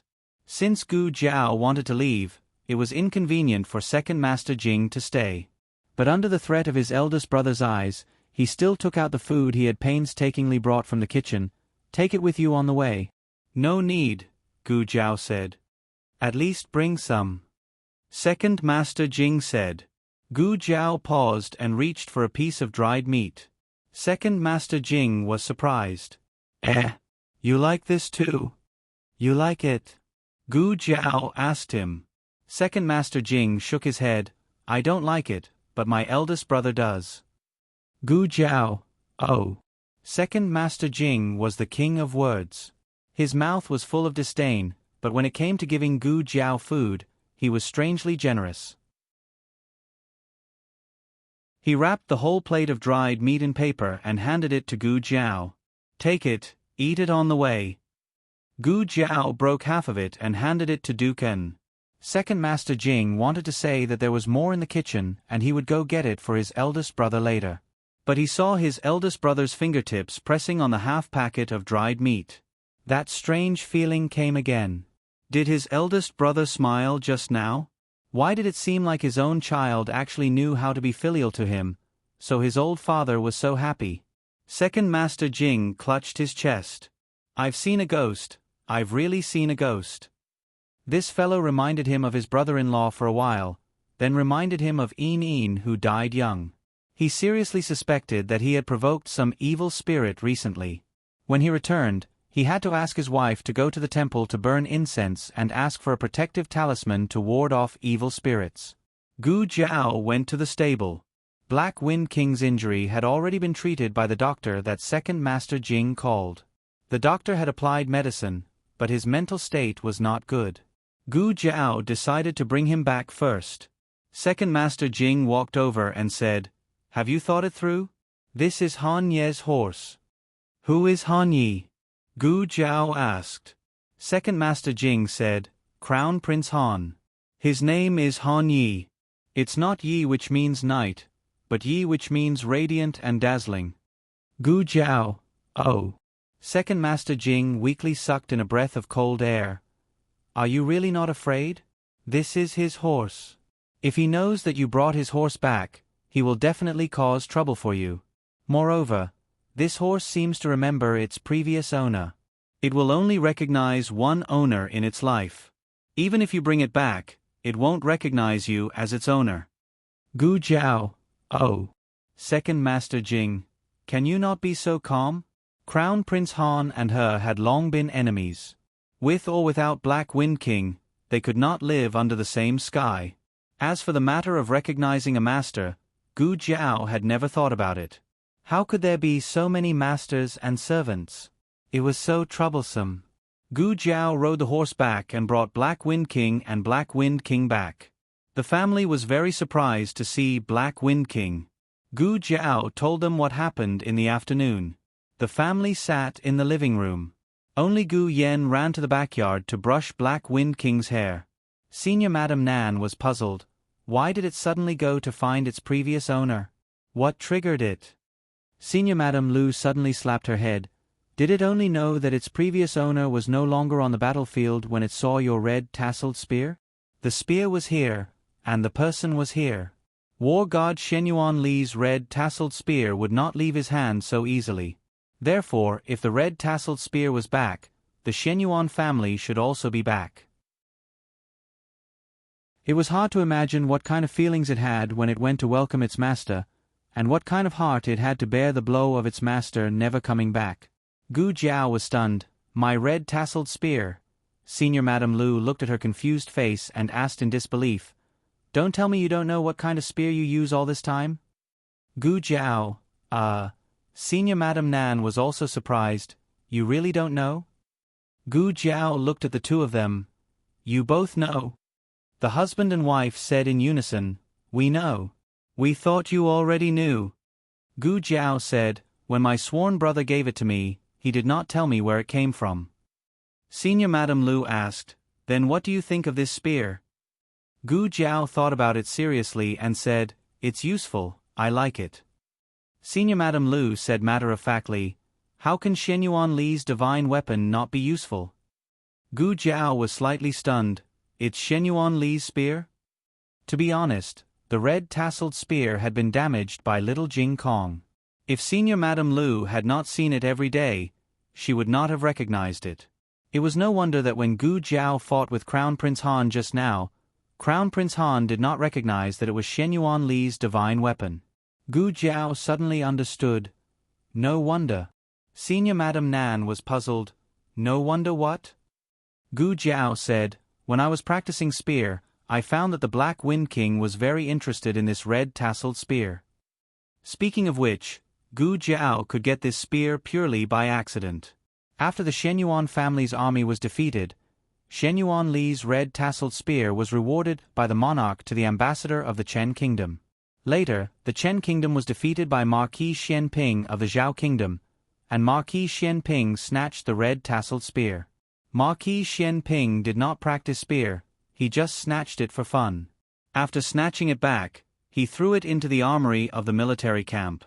He probably forgot about the red tasseled spear. It was Gu Jiao who accidentally entered the armory and took a fancy to it. Because she looked at it for too long, she was discovered by the old Marquis who was passing by. At that time, the old Marquis did not know that Gu Jiao was his sworn brother, but he also found the red tasseled spear. He felt that it was very suitable for his brother, so he took it and gave it to Gu Jiao. The Han family. After the Black Wind King left, Crown Prince Han became angry. He wanted to chase the Black Wind King back, but he was stopped by Chu Nan. Chu Nan said, It won't come back. Crown Prince Han said coldly, Then I will catch it back even if I have to. Chu Nan shook his head. It's useless to catch it back. When it finds out that its master is dead, it will not live alone. Crown Prince Han frowned. You mean it will die for its master? Chu Nan sighed. Even if it doesn't die for its master, it will not be the Black Wind King anymore. Unless you are willing to raise a useless horse, then forget what I said. Crown Prince Han looked in the direction where the Black Wind King left and clenched his fists. Chu Nan was right about the Black Wind King's situation. After it returned to Willow Lane, it first refused to be treated, then refused to eat, no matter who fed it. At first, Gu Yen thought that it was because the food at home was not good, so he went to the academy with Gu Shaoshan and asked Wu Fuzi for some fine feed for the warhorse. But the Black Wind King still did not move. In the end, all the fine feed went into the Horse King's stomach. Madame Nan suddenly had an idea. She cut some carrots and went to the horse farm 5 miles away from the city to buy the best pasture. But even so, the Black Wind King still refused to eat. It did not even drink water. The Horse King looked at it and hesitated. It turned around and dug out the fruit it had secretly hidden behind a tree. It brought it to the Black Wind King. The Black Wind King still refused to eat. Madame Nan and the others looked at the Black Wind King who refused to eat and sighed helplessly. Gu Jiao went back to the house and opened the medicine box. She took out 2 tubes of nutrients and injected them into the Horse King's body. "So it won't starve to death?" Gu Yen asked. "In principle, yes." The nutrients in the research institute were very well balanced. Half a tube could keep the Horse King from eating for an entire day. Considering its weight, Gu Jiao injected it with 2 tubes. But, Gu Jiao paused, its fighting spirit can't be replenished with nutrients. In short, it would no longer be the Black Wind King. Oh, Gu Yen was very calm. He stroked its mane and said, "It's good not to be the Black Wind King." They had not taken it in because it was the Black Wind King. They had always thought that it was a sick horse that no one wanted. So, what did it matter if it was the Black Wind King or not? Gu Yen looked at it and said, "You see, I have no ambition, but I'm still living a good life." Gu Jiao. The whole family accepted the fact that the Black Wind King had lost its will to live and its fighting spirit. They were ready to take care of it when it was old. Crown Prince Han also accepted it. He began to cultivate a new Black Wind King. The best age for a Black Wind King was 6 to 15 years old. After the age of 16, their physical strength would begin to decline. So what if a 17-year-old Black Wind King did not lose its fighting spirit? It would not be in its best condition for a few years. Its legend was over. The latest chapter of this book is not finished yet. For more exciting content, please scan the QR code below to download the app. Novels are updated faster. Millions of novels are free to read. Novels with content that can't be found online are all available here. https://www.zhbqg.com/896428226/1071466061. HTML Genius memorized the website address in 1 second. www.zhhbqg.com Biku Gu mobile reading website, zhhbqg.com.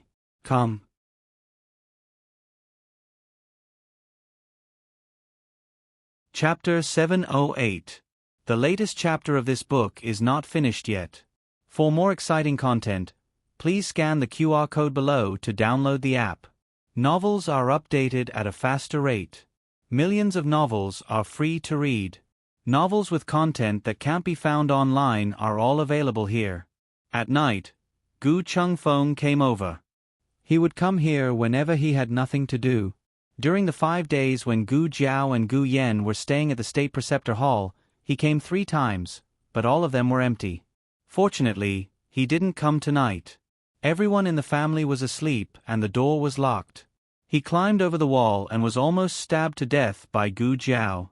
Gu Chengfeng looked at the red tasseled spear that was half an inch away from his chest and swallowed, saying, "No way? Why aren't you sleeping in the middle of the night?" Gu Jiao put away her spear and walked back to the central room, saying indifferently, "It's so late, why are you here? You think I want to come?" Gu Chengfeng snorted, rubbing his heart that was almost scared to death, and walked into the room as if nothing had happened. He looked at the rooms with half-closed doors and said in a low voice, "Are you all asleep? Why are you so early? The theater business has just started." Gu Jiao sat down on the chair beside the square table, Then why are you still here? I don't go on stage every day. If he went on stage every day, the drama would progress too quickly and he would have nothing to sing. Sigh, he really regretted not reading more of the stories written by the old chancellor. He finally understood the principle of regretting not having enough books when it was time to use them. Did Gu Yan's surgery go smoothly? Gu Chengfeng said as he sat down on the chair opposite Gu Jiao and asked seriously, "Let me make it clear that I'm not concerned, I'm asking on behalf of Xiao Heng." "It went smoothly," Gu Jiao said. "Really?" Gu Chengfeng's eyes lit up. "Gu Jiao, didn't you say that you don't care?" "Yes." Gu Jiao nodded. "You can go and see for yourself, but he might be asleep now." Gu Chengfeng's eyes flashed and he picked up the teapot to pour himself a cup of tea. He held it up and shouted, What's there to see?" Although she said that, her eyes kept glancing at Gu Yan and Gu Xiaoshuan's room.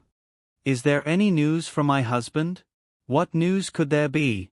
He's being watched by the Han family. He's very cautious and hasn't been out recently. Fortunately, there was an eagle that could send them messages." "Will Gu Yan relapse in the future? Is he really cured?" "There shouldn't be a relapse." "What do you mean by should?" "As a doctor, I have to be careful with my words." Gu Chengfeng. "Last time, Gu Xiaoshan said that he wanted to eat the snacks from our theater. I brought them here. I'll bring them in for him." Having said that, he got up and walked calmly into Gu Yan and Gu Xiaoshuan's room. The weather was hot and the windows and doors were open. They had made mosquito-repellent incense at home, but Gu Yan couldn't sleep when he smelled it, so they could only cover themselves with a mosquito net. Gu Chengfeng's aura changed as soon as he entered the room. He tiptoed to the bed, holding the box of snacks in one hand and quietly removing the clamps on the mosquito net with the other. He squeezed his head through the gap in the net. Then he saw a face facing him. The little ahog on the top of the head stood up, but the pair of eyes were calm and stern. Gu Chengfeng screamed and fell to the ground. It was really scary, okay? He pushed open the mosquito net and saw a head. It was like seeing a ghost. "Weren't you asleep?" Gu Chengfeng got up and patted the dust off his pants. This time, it was Gu Yan's turn to stick his head out of the mosquito net. His hand gripped the net tightly, otherwise the mosquitoes would fly in. It was even scarier now. It was as if there was a head on the mosquito net. The moonlight was so white that it made people feel gloomy. If Gu Yan wasn't so cute, Gu Chengfeng would have followed his survival instinct and kicked him.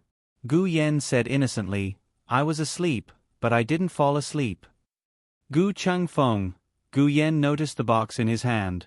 He didn't let the box fall to the ground when he fell just now. He had been holding it carefully. Gu Yan couldn't help but ask, "What's in the box?" "Snacks. I bought them for Gu Xiaoshan." Gu Chengfeng said casually and handed the box over. Gu Yan didn't take it. Instead, he said, "There are too many mosquitoes. Open it and let me see." Gu Chengfeng opened the box, revealing a layer of exquisite and tempting crab cakes. "Gu Xiaoshan doesn't like to eat this," Gu Yan said. Gu Chengfeng cleared his throat and said calmly, "If he doesn't want to eat it, you can have it." Gu Yan said, "But I don't like to eat this either." Gu Chengfeng instantly exploded. "Didn't you say you liked crab cakes last time? Do you know that the opera house hasn't made this in 800 years? I went all the way to invite the chef back." "Oh." Gu Yan tilted his head and said, "So it's for me." He emphasized the word, yes. Gu Chengfeng almost choked to death. This brat. How could he test his own brother like this? What happened to being uneducated and incompetent? Do you want to ascend to the heavens by being so cunning? Then let me have a taste. Don't you have hands? Mosquitoes will fly in. I won't feed you. If you want to eat, eat it yourself. I'm leaving. Hey, you said you'd only taste it once. You've taken your third bite. Sure, don't shout. My sister won't let me eat it if she hears it. Gu Chengfeng. That night, Han received a secret summons from the Crown Prince's residence. The Han family was the Crown Prince's mother's family. Han didn't have to be secretive when he went to the Crown Prince's residence. Unless it was something important. Or to put it more bluntly, it was something shameful. Han met the Crown Prince in the Crown Prince's study. The Crown Prince was sitting behind the desk with the doors and windows slightly closed. There was incense burning in the room that could drive away mosquitoes. It was made by the State Preceptor Hall. This type of incense was divided into 3 grades. Only the royal family had the right to use the highest grade incense. It didn't smoke people, only mosquitoes. Crown Prince Han cupped his hands and bowed. Han Yi greets your highness. The Crown Prince raised his hand solemnly. Han Yi then saw the Crown Prince's tired face. Is there something troubling your highness recently? If it wasn't something serious, he wouldn't have called him to the Crown Prince's residence in the middle of the night. The Crown Prince sighed. I called you here so late to talk to you about Nangong Li. Have a seat. I wouldn't dare. Han Yi bowed. Fine. The Crown Prince didn't force Han Yi. He said with a complicated expression, I know how Nangong Li died. Han Yi was surprised. Your Highness knows? Then why did your Highness? The Crown Prince said, why didn't you tell the Supreme Court and the Ministry of Justice? The Crown Prince said, I have difficulties that I can't say. Han Yi said solemnly, Han Yi is willing to share the Crown Prince's worries. The Crown Prince sighed. You must have heard that Nangong Li went to Zhao country a few months ago. Han Yi didn't say anything. The Crown Prince said, that's right. I let him go. This matter is too dangerous. I don't want to involve the Han family, so I found the Nangong family. He was explaining that he didn't trust the Nangong family more. It was just that the task was too dangerous. As for whether Han Yi believed it or not, it was up to him. The Crown Prince continued, Nangong Li went to assassinate someone. Unfortunately, the mission failed and one of his arms was cut off. He went to Xia country to assassinate someone and failed the assassination? Han Yi was puzzled. The person he went to assassinate was Xiao Lulang. Han Yi was stunned. After a while, he asked, why did your Highness want to kill Xiao Lulang? Because he was. The Crown Prince picked up the brush and wrote 3 words on the paper. Han Yi felt something explode in his heart. How could he? The Crown Prince said. So you understand why I must kill him. Han Ye's heart was in turmoil. This was even more shocking than when he learned that he had lost the Black Wind King. He thought of another thing. On the day of Nangong Li's death, Zhai Jusho of the Chenqiong Academy happened to enter the palace to meet the emperor. He asked, did Nangong Li sneak into the palace to stop Xiao Lulang from meeting the emperor? The Crown Prince said, it should be. I heard later that people from the Chenqiong Academy entered the palace, including Xiao Lulang. The night before the accident, Nangong Li told the Crown Prince that he saw Xiao Lulang on the street. The Crown Prince asked him to find him. Nangong Li did find him the next day. However, before he could report to the Crown Prince, he went to the palace to assassinate Xiao Lulang. In the end, he died in the palace. Han Yi said, was he also killed by Xiao Lulang? The Crown Prince shook his head. Xiao Lulang doesn't know martial arts. I think it was a master hiding by the Crown Princess side who killed Nangong Li. The Crown Prince guessed this because the brocade guards he sent to assassinate the Crown Princess were all dead. He didn't believe that the Crown Princess didn't have a powerful master by her side. Han Yi said seriously, Xiao Lulang knows martial arts. I just fought with him today. The Crown Prince said thoughtfully, that's not right. Nangong Li told me that Xiao Lulang was a weak scholar who didn't have the strength to truss a chicken. He easily caught Xiao Lulang back then. Han Yi frowned. Did Nangong Li make a mistake? Xiao Liulong's martial arts aren't weak. My master, Qi Xian, also fought with him. He said that in a few years, his martial arts might catch up to mine. The Crown Prince wasn't stupid. He quickly realized that something was wrong. He asked, what does Xiao Lulang look like? Han Yi said, Your Highness, can I borrow a pen and paper? The Crown Prince signaled for him to use as he pleased. Han Ye's drawing skills weren't bad. He quickly drew Xiao Liulong's portrait. The birthmark on Xiao Liulong's left cheek was too distinctive. The Crown Prince recognized it at a glance. "It's him," Han Ye said. "It's him. He's Xiao Lulang." The Crown Prince said, "What I mean is that he's the one who struck the bow. I've seen him before. I don't care which academy he's from. I only remember that they were fighting against Che Er's academy and the Han family's Black Wind Cavalry." Han Ye said, "That's Qianqiong Academy." The Crown Prince's expression changed. "What?" The Crown Prince didn't have much interest in the person who struck the bow, so he didn't ask for his name. If he did, Nan Gongli might not have to die. Nan Gongli thought that the one from Qianqiong Academy was the real Xiao Lulang, so he stopped him from meeting the monarch. However, since it was a fake, it wouldn't matter even if the monarch met him. The Crown Prince slammed his fist on the table. Damn it! If Xiao Liulong's identity was replaced, then where did the real Xiao Lulang go? Han Ye wasn't stupid. He thought of the key point and hurriedly asked, "Your Highness, is Xiao Lulang from Qianqiong Academy a fake? Then who is the person you want to assassinate?" The Crown Prince took out a portrait from the bookshelf and pointed at the handsome man in it. "It's him." Han Ye was a man, so he naturally didn't care too much about a man's appearance. However, he was still stunned. His temperament and appearance weren't inferior to Mu Qingqian's. The Crown Prince said coldly, "I thought I already found out where he is, but now it's back to square one. He's hiding in the dark and we don't know what identity he has." Han Ye carefully remembered the man in the portrait. "Han Ye knows what to do." The Crown Prince said coldly, "No matter the price, don't let him see the monarch." Han Ye cupped his hands and bowed. Han Ye understands. After leaving the Crown Prince's residence, Han Ye's face showed a trace of disdain. "Nan Gongli, you were defeated by 2 young men. Now it seems that you didn't die in vain. You died because of your stupidity. Our Han family isn't as stupid as you. I'll finish what you didn't do for the Crown Prince. You can see the gap between your Nangong family and the Han family in the underworld." At dawn, little Jing Kong was pulled out of his bed by Xiao Hang. Little Jing Kong tried to escape to find Gu Jiao last night, but he was caught by Xiao Hang. He didn't sleep in a fit of pique, although he didn't bet for more than 3 seconds. However, he was soulless when he couldn't see Jiao Jiao. He brushed his teeth expressionlessly and washed his face expressionlessly.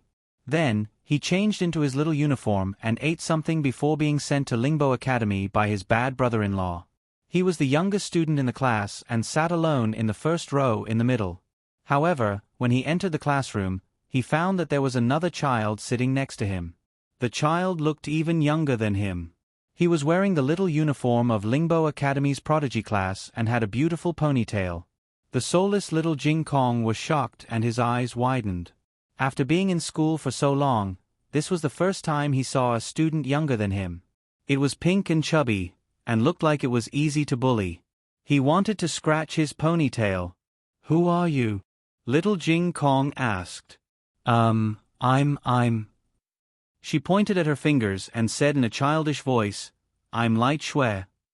Little Jing Kong said, "Light Shui? That's a girl's name." The little princess said, I'm a girl." The little princess was used to being an elder and had rich experience in dealing with adults, but she had never played with children of her own age. She was a little nervous and didn't know what to do. With Gu Jiao as a precedent, little Jing Kong was very receptive to dressing up as a boy in class. He introduced himself generously, "I'm Jing Kong. Is this your first day in school?" The little princess shook her head and said, "No, the teacher at home didn't teach well, so my uncle asked me to come here to learn." Little Jing Kong put his bag on the table and sat down next to her. He said, "Your uncle has good taste." "It's okay," the little princess said, "but the teacher he picked at home is not good. I don't understand what he said. My uncle will come to pick me up later." Little Jing Kong said, "Oh, my brother-in-law. My sister will come to pick me up later." The latest chapter of this book is not finished yet. For more exciting content, please scan the QR code below to download the app. The novel will be updated more quickly. Millions of novels will be read for free. There are all kinds of novels that can't be found on the internet. https://www.zhbqg.com/89642-82642-826/1071456163. HTML Genius memorized the website's address. www.zhbqg.com BQ mobile reading website, zhbqg.com.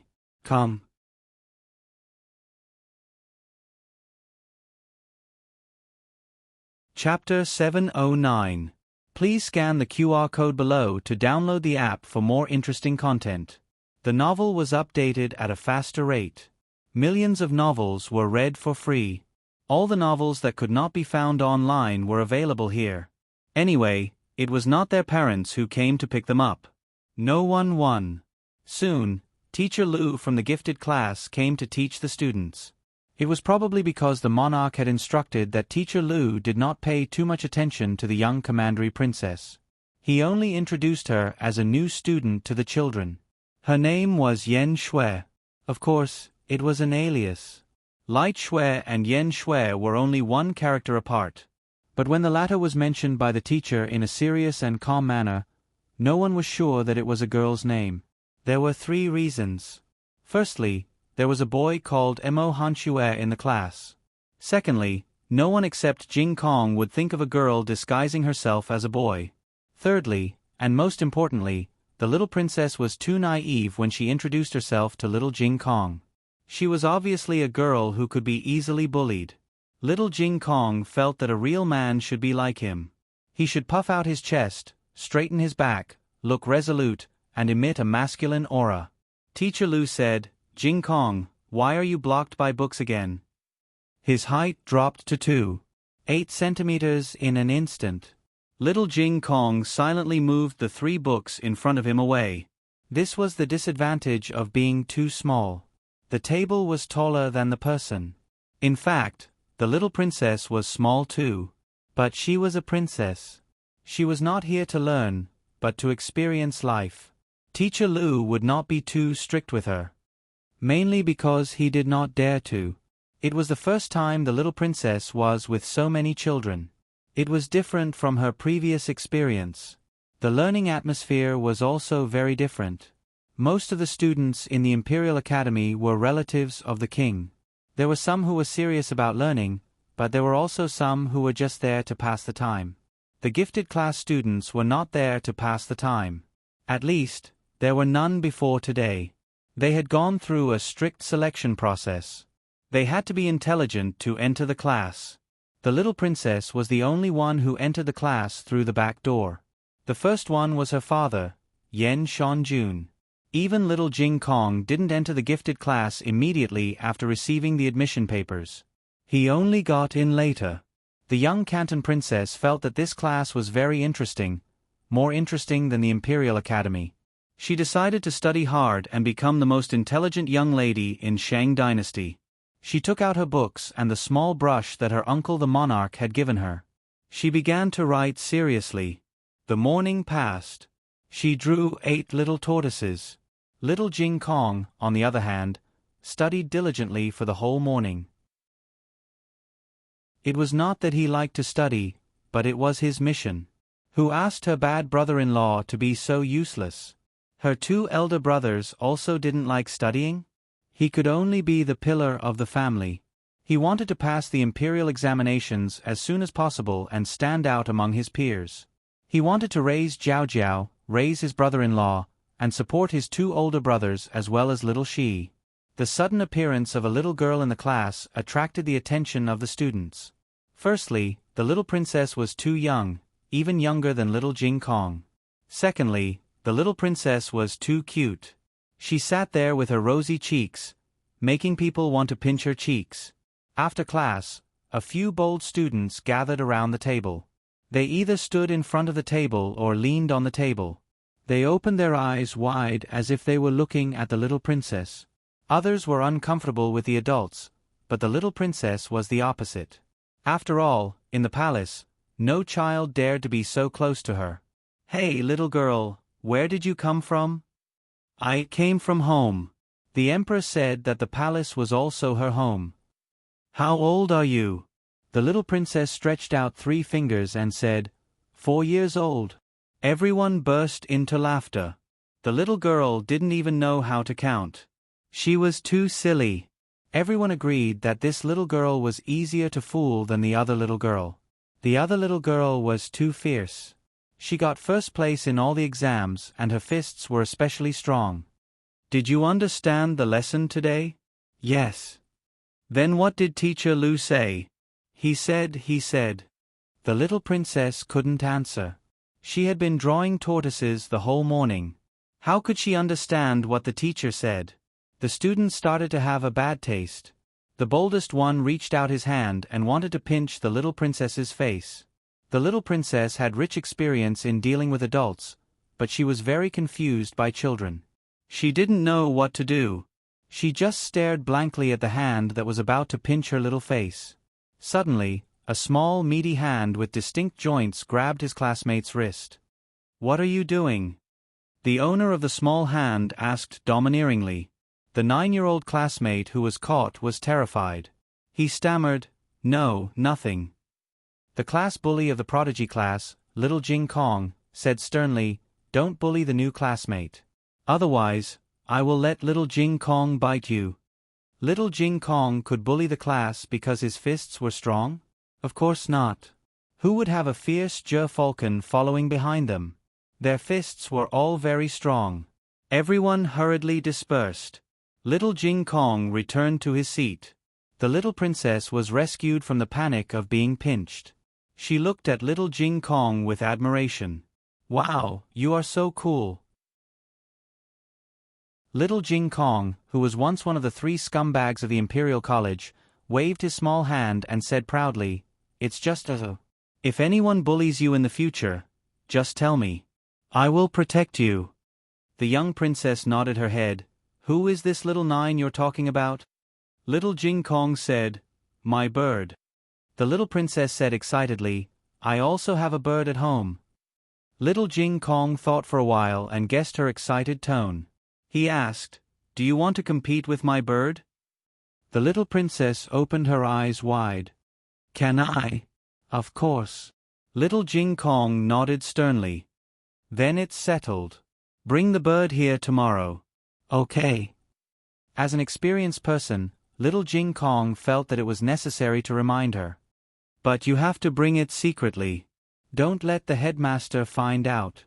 Otherwise, the headmaster may confiscate your bird." The young princess nodded her head and said, "Okay, I'll remember it." Because she was strange enough, little Jing Kong decided not to scratch her little pigtail today. Little Jing Kong continued to remind her. "Also, if those boys bully you again when I am not here, you can be more fierce." The little princess shook her head decisively. "I can't be fierce. I can't bully the younger generation." They bullied Commandery Prince Ming because he was only 1 generation older. Moreover, Commandery Prince Ming was not a cub. These little classmates were about the same age as her little grandnephews. As a grandmother, she should have the demeanor of an elder and know how to love the young. That was what the 4-year-old princess's grandmother thought. The gifted class of Lingbo Academy had a break every 10 days. The day before the break was usually only half a day. Today, the little princess happened to be here. After the monarch left the court, he dressed casually and came to Lingbo Academy to wait for the little princess. This was the little princess's request. Otherwise, she would not have come to class. The monarch sat in a 2-horse carriage with only 2 servants. One was the Minister of Imperial Household, Zhang de Quan, and the other was the coachman. The location of the carriage was very low-key. It was in a congested alley diagonally opposite Lingbo Academy. There were many carriages parked in front and behind. However, the weather was stuffy at the moment, so the people in the other carriages had gone out to find a place to cool off. The surroundings were relatively quiet. The monarch came a little early and had already waited for 2 hours. Many memorials had been approved. Seeing that there was no one around, Zhang Dequan carefully hung up the curtain and fanned the monarch gently with a cattail leaf fan. Even so, the monarch was still sweating profusely. Even his collar was soaked. Zhang Dequan was also unbearably hot. There was a tea house next door, but the monarch did not go there. Zhang Dequan could not help but recall the past.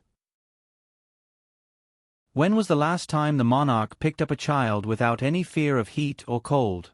It seemed to be when the crown princess was young. Speaking of which, the crown princess was also a student of the prodigy class. However, the crown princess got in based on her ability. Although the crown princess had the Shenyuan family's war god bloodline, she had inherited the monarch's wisdom like Shi Yi. She was the smartest of all the princes and princesses. Putting aside her identity and powerful maternal family, Zhang Dequan did think that she had the talent to rule the country and was the most suitable candidate for the position of crown princess. What a pity. What are you thinking about? The monarch asked casually as he read through the memorials. Ah. Zhang Dequan realized that he was thinking too much and slowed down his fanning speed.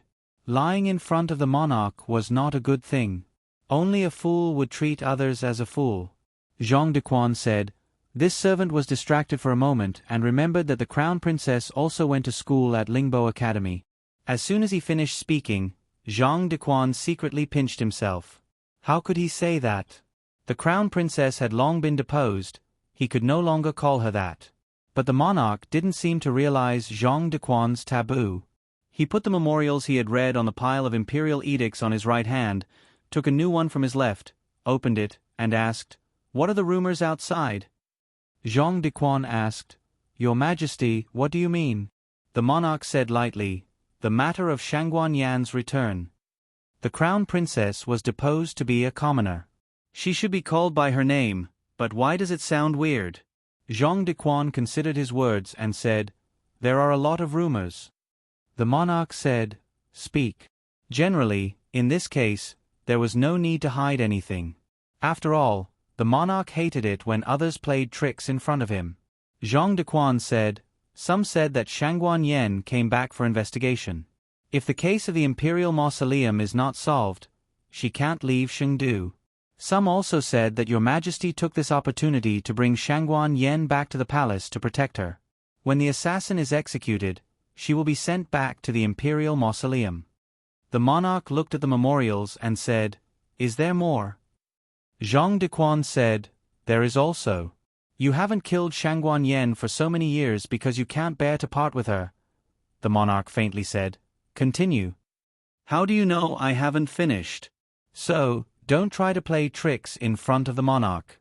Those who tried are all dead. Zhang Dequan was able to live until now because he was the most honest one." Zhang Dequan said, "Such a big thing happened to the Shenyuan family, but you didn't depose the empress. You just put the empress in the cold palace. In addition, the empress has been dead for many years, but you haven't appointed a new empress. Some people speculate that you still have feelings for the Empress Shenyuan. Maybe one day, for her sake, you will pardon the deposed crown princess. If the crown princess was pardoned, even if Shangguan Yan was not the crown princess, she would still be the monarch's only direct descendant. It would be a lie to say that her identity was not noble.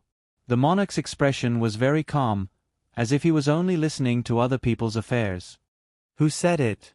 Zhang Dequan said, "Many, the Wangye's mansion, the officials of the 6 ministries, and the imperial concubines in the harem." The monarch didn't seem surprised.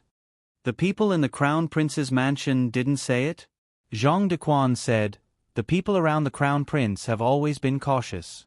They haven't heard any unfavorable remarks about Shangguan Yan." The monarch faintly snorted. "He is too cautious. He is the one who wants Shangguan Yan to have an accident the most." Zhang Dequan's face changed. "Your Majesty," the monarch said, "I didn't say that the crown prince is the murderer, but the crown prince's secret guard did hurt Shangguan Yan in the palace. What do you think?" Zhang Dequan said in fear and trepidation. "This slave doesn't dare to talk about it." The monarch sneered and continued to read the memorials.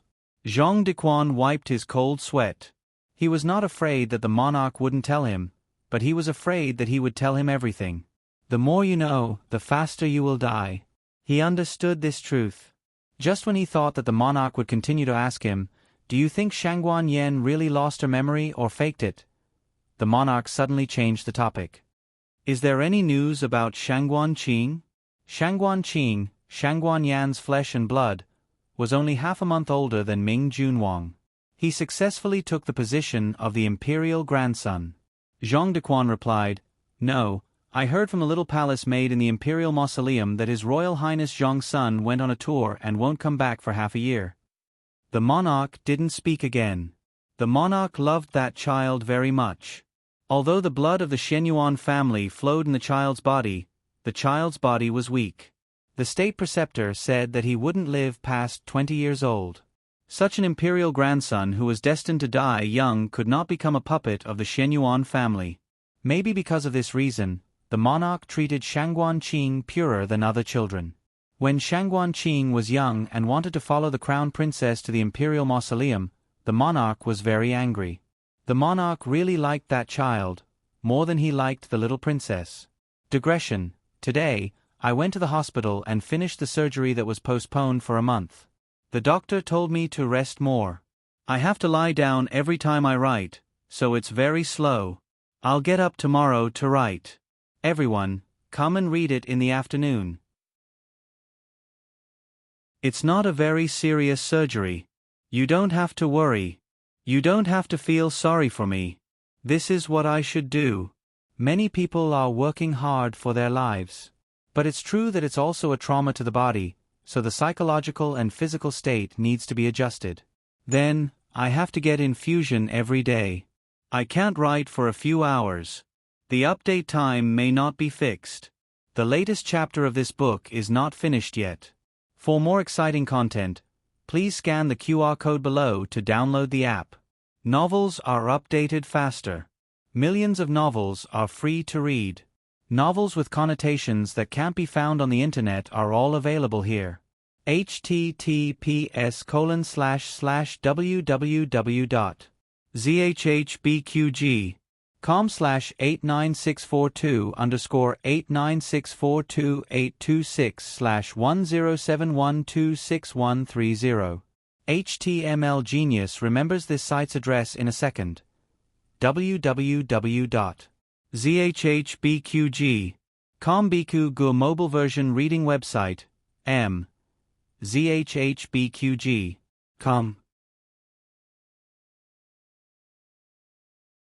Chapter 710. Please scan the QR code below to download the app for more exciting content. Novels are updated faster. Millions of novels are free to read. Novels with content that can't be found on the internet are available here. After the morning class ended, the children came out one after another. Zhang Dequan stood at the east side of the courtyard and carefully looked at each child who came out. Strange, so many children came out, but why didn't he see the little princess? Did something happen to her?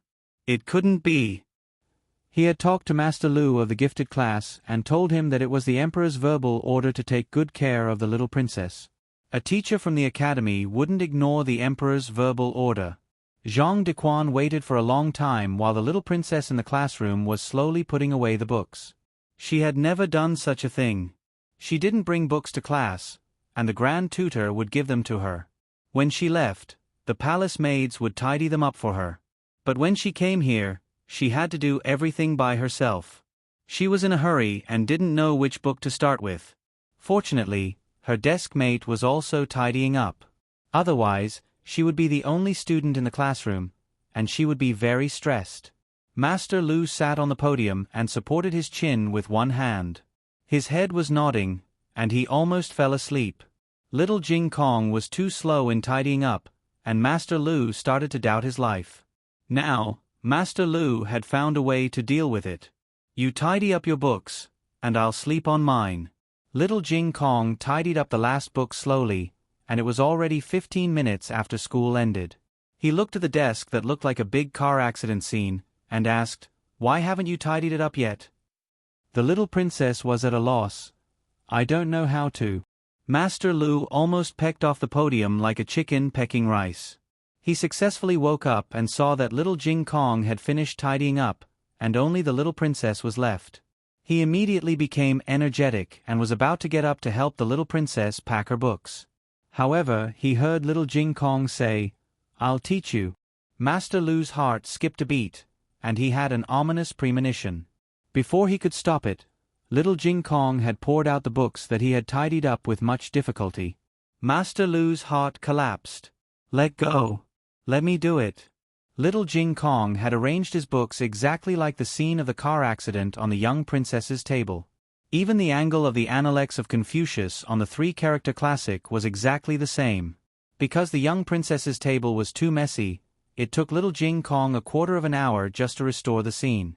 Little Jing Kong placed the bag on his left side.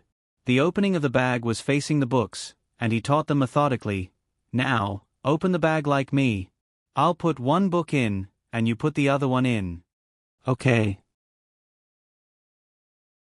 The young princess imitated little Jing Kong and opened the bag. She did not play beautifully enough, and the four corners were not neat. Little Headroom adjusted it for her. The corner of Master Lu's mouth twitched. "Don't you know how messy your bag is?" How could he still have the nerve to teach the little princess? Master Lu smiled. "Light Shui. Can I help you clean it up?" Little Jing Kong said lightly, "Why didn't you help her eat? You should do your own things. This is what you taught us." Master Lu was speechless. What a rebellious disciple. First put in a 1,000-character classic, then put in the Analects of Confucius. Little Jing Kong's ability to store books was negative. His packing was messy, but he looked very serious and experienced. The young princess looked at the bulging bag of books that were scattered all over the place. She vaguely felt that it was different from the way the palace maids packed. However, little Jing Kong's mysterious confidence made the young princess feel that perhaps this was the correct way to store books. Master Lu took another nap. He wiped the saliva from the corner of his mouth with his sleeve and said drowsily, "Are you done? Let's go, right?" Then, he heard little Jing Kong say to the young princess, "Okay, I taught you step by step. Now, you can store them yourself." After saying that, the young princess poured out all the books with the help of little Jing Kong. Master Lu fell on the podium with a thud. He looked at the ceiling beam helplessly. "Someone, come and kill me." School was over at the Kanglan Women's Academy. Xiao Hang came to the Lingbo Academy to pick up Jing Kong. It was a few hundred steps from the Lingbo Academy. He walked over at a normal speed, but little Jing Kong hadn't come out yet. He was used to it. Little Jing Kong didn't dawdle like this every day. He would only dawdle for revenge when he protested that he couldn't find Gu Jiao. Xiao Hang never rushed him or scolded him afterwards. Children were like this. The more you cared about them, the more they knew that their actions would affect you. Xiao Hang waited patiently at the gate of the academy. Zhang Dequan was on the east side, and he was on the west side. There was only a passage through the gate between them. There were thousands of students in the Lingbo Academy. When it was time for lunch or school, the gate would be flooded with people. However, even though there were so many people blocking his view, and even though Zhang Dequan had to pay attention to the young commandery princess, Zhang Dequan still inadvertently saw Xiao Hang across from him. Xiao Hang was wearing the uniform of the Kanglan Academy. He wore a veil that covered most of his face. Zhang Dequan was a eunuch. He looked at women as if they were flowers in the imperial garden. No matter how beautiful they were, he didn't want to take a second look. However, he didn't know what happened today. He looked at that student several times. Was it a student? He was wearing the uniform of the Kanglan Women's Academy. He was a little taller, but the Empress Shenyuan was also a very tall beauty. Strange. He should be slapped. How could he compare a student of the Kanglan Academy with the late Empress Shenyuan? Don't look anymore. I can't look anymore. I'll lose sight of the young princess later. Zhang Dequan forced himself to look away from Xiao Hang. He stood on his tiptoes and continued to look through the crowd. The young princess was small. She was too inconspicuous in the crowd of students in their teens and 20s. If he wasn't careful, he would be drowned. But this person is really... Zhang Dequan's gaze was unconsciously attracted to Xiao Heng again. Why do I keep looking at her? I'm a eunuch. I can't have thoughts about a girl. Zhang Dequan looked a few more times and blamed his curiosity on Xiao Heng's pair of auspicious phoenix eyes. His eyes were long and thin. The ends of his eyes were slightly upturned. There was a gaze in his eyes. The Crown Princess and the Empress Shen Yuan both had this pair of auspicious phoenix eyes. They were more serene and charming than the innocent almond eyes. Anyone who saw this pair of eyes wouldn't be able to look away. Zhang Dequan was so absorbed in looking that he didn't notice that the young princess had come out of the academy. She came out with little Jing Kong. Little Jing Kong didn't know her family. He saw the bad brother-in-law at a glance and walked over with the young princess. Xiao Hang saw a little kid leading another little kid out of the crowd. Little Jing Kong was carrying a school bag on his back and holding another school bag in his arms. Children couldn't tell the gender of other children. However, adults like Xiao Hang could. Xiao Hang raised his eyebrows and looked at little Jing Kong. What's going on? Little Jing Kong said seriously, she's my deskmate. He turned his head and introduced her to the young princess. She's my sister. Sister. The young princess said politely, hello sister. I'm Light Xue. Xiao Heng's mouth twitched. Little brat, I asked you to go to school. I didn't ask you to kidnap a little girl. Little Jing Kong explained to the young princess, my sister can't speak. Oh. The young commandery princess's heart was bursting. She immediately looked at Xiao Hang as if he was a disabled junior. Xiao Hang was speechless. On the other side, in the Crown Prince's residence, a guard rushed to the door of the study. Your Highness, there's news from Heir Han. The Crown Prince put down the document in his hand and said, come in. Yes. The guard entered and bowed to the Crown Prince. He said seriously, Heir Han's confidant just came and left 2 pieces of news. One is bad news and the other is good news. The Crown Prince frowned and said, good news and bad news? Is it news about Xiao Lulang? The guard said, yes. The Crown Prince asked, what's the good news?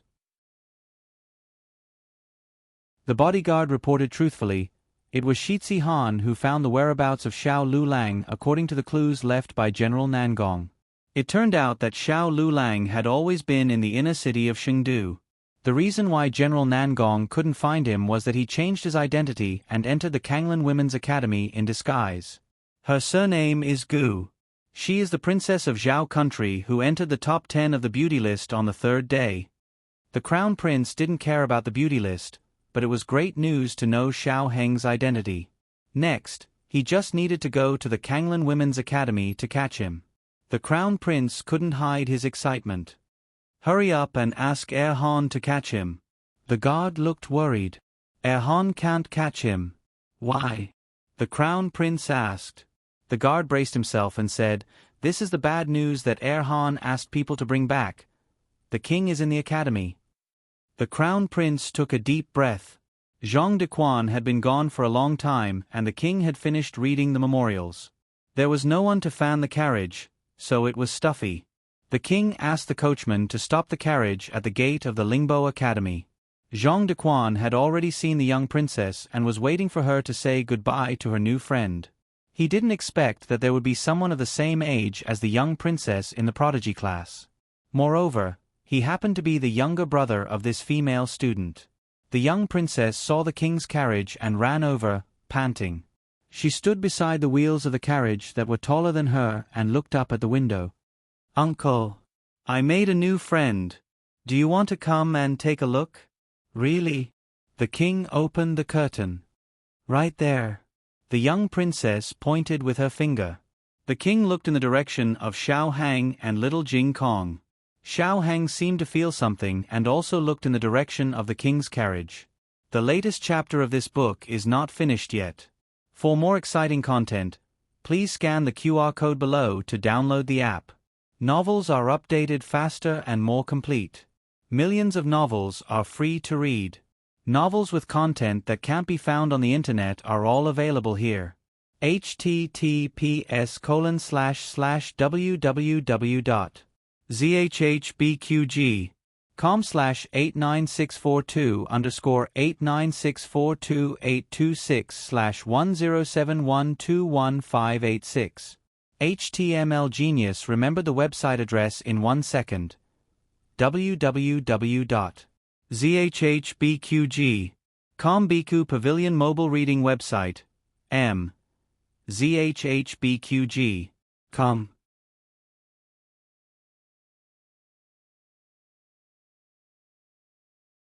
Chapter 711. The latest chapter of this book is not finished yet. For more exciting content, please scan the QR code below to download the app. Novels are updated even faster. Millions of novels are free to read. Novels with content that can't be found online are all available here. People came and went on the street, but it didn't block their line of sight. Their eyes met, and their expressions seemed to pause for a moment. Generally speaking, when strangers looked at each other, they would feel awkward and have the illusion that they were caught peeping. Even if it was just a coincidence, they would subconsciously want to avoid it. But right now, neither of them avoided it. They just looked at each other so openly. It was not strange for the monarch to have such confidence. After all, he was the son of heaven. He could look at whoever he wanted. On the other hand, those who met his gaze should immediately lower their bodies. Feeling the aura of the emperor, they should decisively look away. Xiao Hang looked away, but it wasn't out of guilt or awkwardness. His expression was very calm, like an ice lake without ripples. The king still looked at Xiao Hang without blinking. Zhang Dequan took in the king's expression and thought to himself, "This is bad." He forgot that the king and Empress Shenyuan had met at the gate of Lingbo Academy. Empress Shenyuan loved bowls, and Lingbo Academy had the largest bowls field in Shang City. Empress Shenyuan came here almost every few days. The king studied at Lingbo Academy. Once, when he passed by the field, he was knocked unconscious by a polo ball thrown by Empress Shenyuan.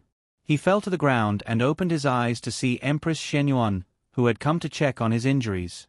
After that, the king told Zhang Dequan's godfather, the former minister of the imperial household, that he had seen a fairy. Zhang Dequan couldn't guess the king's thoughts. The only thing he was sure of was that the king had deep feelings for Empress Shenyuan. During the years when Empress Shenyuan was banished to the Cold Palace, the king didn't let anyone report back to the Cold Palace. Empress Shenyuan had countless opportunities to walk out of the Cold Palace, but she didn't want to. Rather than saying that the king imprisoned Empress Shenyuan in the Cold Palace, it was more accurate to say that Empress Shenyuan didn't want to see the king until she died. This pair of eyes does look a little like Empress Xuanyuan's eyes. Could it be that the monarch has taken a fancy to her and wants to take her into his harem? Zhang Dequan muttered softly. Even he was shocked by his own guess. "Uncle, uncle." The young princess was dissatisfied with the monarch's absent-mindedness. She jumped up and wanted to pull the monarch's sleeve that was hanging down the window. It was a pity that she had dragged a lonely person along. The monarch retracted his gaze and looked at her. "You made friends on the first day. It seems that you like this place very much." "Yes, I like it." The young princess nodded her head. This was the first time that the little princess showed such great interest in going to school. The monarch was quite satisfied. It was indeed the right decision to send her here. "Then, will you still come to school tomorrow?" The young princess hurriedly said, Of course, of course. Not only do I want to come, but I also want to bring my bird to compete with my little friend." The monarch said, "I don't have time to send you off tomorrow." The young princess snorted, "I can go by myself." Did he really like this place? This morning, someone was hugging his thigh and crying, begging him not to mistreat her and not to punish her by sending her to such a faraway place to study. The monarch said, "Get in the car. Let's return to the palace. Let me tell them." The young princess ran over and said politely to little Jing Kong and Xiao Hang, "Goodbye, Jing Kong." "Goodbye, Sister Jing Kong." Little Jing Kong waved his hand. "Goodbye." The young princess and Zhang Dequan, who was holding a bag of books, went back to the carriage. It was the first time that the young princess made friends of the same age. It was very novel. The wheels of the carriage started to turn. She couldn't help but lean against the window and stick her head out. She waved to little Jing Kong. "See you tomorrow, Jing Kong." Little Jing Kong also waved to his little playmate. "See you tomorrow, Light Shui." The carriage came from behind, and gradually approached little Jing Kong and Xiao Hang. The moment the carriage passed by them, the pure friendship between the two little fellows was greatly sublimated in the farewell. The monarch was also able to take a closer look at Xiao Hang. However, Xiao Hang didn't look at the monarch anymore. When the carriage was far away, the young princess was still leaning against the window and waving to her little playmate. The monarch's eyes were still looking in the direction of Lingbo Academy. Zhang Dequan felt goosebumps all over his body. Could it be that the monarch had taken a liking to him? "Don't be so shameless, Your Majesty. She is your niece's classmate's sister." Zhang Dequan braced himself and asked, Your Majesty, the Ministry of Rites seemed to have asked a few days ago. Are we still not going to arrange the selection this year?" "Yes." The monarch responded in a deep voice. Zhang Dequan secretly sighed in relief. The monarch's response was so straightforward. He probably didn't have any thoughts. She was just a student of Kanglan Academy. She had nothing to do with him. Why should he worry about her? After the monarch and the young princess left, Xiao Hang held little Jing Kong's hand and went back to Kanglan Academy next door. Crown Prince Han walked out of a room on the second floor of a tea house near Lingbo Academy. He was about to go to Kanglan Academy to catch Nangong. Suddenly, a Han family guard stopped in front of him.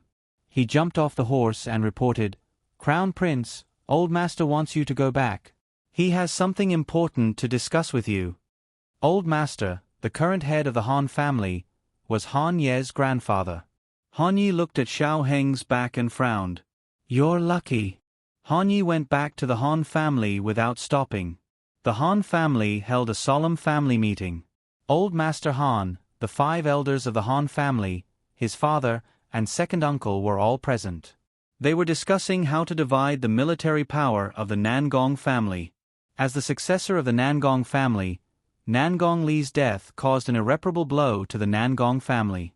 Although Old Master Nangong was still alive, he was old. Nangong Li's eldest brother was useless. There were only a few outstanding sons and nephews. However, the Han family added fuel to the fire and caused some internal strife. In short, the Nangong family was now in a mess. If they didn't take this opportunity to divide the military power, it would be difficult to shake them after the Nangong family passed through this crisis. As a junior, Han Ye didn't have much right to speak in front of his grandfather and the elders. He just listened quietly. He didn't participate to give advice. As the future successor of the family, he had the right and obligation to know about any changes in the family. Old Master Han and the elders had different opinions. One side wanted to take action now and directly apply to the emperor to transfer the Han family's children to take over Nangong Li's position in the military. The other side wanted to wait and see. They wanted to let the Nangong family recommend their own children first. They would secretly trip them up and make them realize that the Nangong family had no successor. Then, the Crown Prince would ask for the Han family's permission. Crown Prince Han thought, what's the use of this internal strife now? If the Crown Prince's position couldn't be maintained, not to mention the military power of the Nangong family, the Han family would also have to give up. Han Ye was a calm person. He didn't reveal the matter of Xiao Lulang just because he thought they were wrong. After 4 hours, the elders argued until their spit flew everywhere. In the end, they didn't come to a conclusion. They decided to continue arguing tomorrow. After all the elders left, Han Ye returned to his own courtyard. His trusted guard carefully walked over and reported in a low voice, "Crown Prince Sir Xiao, who serves the Crown Prince, has come. He wants you to go to the Crown Prince's residence tonight." Han Ye avoided everyone's gaze and went to the Crown Prince's residence. It was the middle of the night, but the Crown Prince was still awake. "Your Highness." In the study, Han Yi put down the hood of his black cloak and bowed to the crown prince, who was standing by the window and looking at the bright moon. The crown prince waved his hand and turned around. No need to be so polite. How is the situation today? Did the emperor see him? Yes, Han Yi said. The crown prince's expression changed. He stepped forward. Then, Han Yi said, he also saw the emperor. But from their reactions, the emperor didn't recognize him. Xiao Lulang was wearing the uniform of the Azure Water Women's Academy and had a veil covering his face. No one could recognize him. The crown prince asked, "What about Xiao Lulang? How did he react when he saw the emperor?" Han Yi said, "No reaction." The crown prince frowned. No reaction. Han Yi recalled what he had seen and sighed with emotion. He's a calm person. That's really impressive. How powerful was the emperor's aura? There were only a few people who could look the imperial advisor in the eye without fear. The crown prince said, "He didn't say anything to the emperor?" Han Yi shook his head. "No, they didn't say anything." The emperor was sitting in the carriage while he was standing at the gate of the Lingbo Academy. The crown prince said thoughtfully, "Since he saw him, why didn't he say anything?" Han Yi analyzed, "I'm guessing that either he doesn't know his background at all, or even if he does, he doesn't recognize his majesty." The crown prince clenched his fists and put them on the windowsill. He said, "We can't let him see the emperor. If he tells the emperor that Nan Gongli tried to assassinate him and tells him about me, my position as the crown prince will be over." The emperor could not spoil the crown princess and could even kill her or other members of the royal family. But it didn't mean that others could do the same. The emperor could only control the life and death of the emperor. Han Yi was surprised. "How can it be? You are the crown prince." The crown prince sneered. "Shangguan Yen used to be the crown princess. Did you see the emperor show mercy to her? He didn't show any mercy when he deposed her. My father is the most ruthless. Also, don't forget that Lord Ling, Lord Su and Lord Li are all eyeing the position of the crown prince. None of my brothers are easy to deal with. If I allow them to catch even the slightest mistake, I will end up with my body smashed to pieces." Han Yi fell into silence. The crown prince looked at the bright moon in the sky. "Yi." Han Yi bowed. "Your Highness." The crown prince said softly, "I want him to not be able to see the sunrise tomorrow morning." In the imperial palace, the young commandery princess, who had been making a fuss for the entire day, finally went to bed. The emperor's bedroom regained its usual silence. The young commandery princess was favored by the emperor. Many concubines in the imperial harem wanted to take the young commandery princess to their bedroom and take care of her. But the young commandery princess turned them down. The young commandery princess looked stupid, but she was more sensitive than most children because she didn't have a mother since she was a child. She could feel that in this imperial palace, only her uncle, the emperor, really liked her, the kind that didn't have any ulterior motives. So she was only willing to stay in the emperor's bedroom. Her small bed was right next to the emperor's bed, covered with her favorite pink curtain. The emperor sat behind the desk and read the memorials. Hearing her even breathing, he was in a trance for a moment. Zhang Dequan carefully turned the wick a little brighter. This was the 8th time the emperor was in a trance. He had been like this since he came back from the Lingbo Academy. Zhang Dequan didn't dare to expose him, let alone ask. He could only remind him in a low voice, "Your Majesty, it's late. You should rest." The emperor asked, "What time is it?" Zhang Dequan replied, "It's almost midnight." The emperor put down the memorial. "I'm going out for a walk." This. Zhang Dequan didn't have the courage to stop him. He could only carry the lantern and leave the palace with the emperor. The emperor went all the way to the cold palace. He stood in front of the dilapidated cold palace door and didn't speak for a long time. Zhang Dequan thought to himself that it was that female student who ruined things today. The more he thought about it, the more he thought about it. That pair of phoenix eyes looked more and more like Empress Xuanyuan's eyes. Zhang Dequan's face was full of bites. He held the lantern in one hand and fanned the emperor with the other. The cold palace was overgrown with weeds and mosquitoes were very poisonous. It was terrible to be bitten. However, the emperor didn't seem to notice that he had been bitten several times.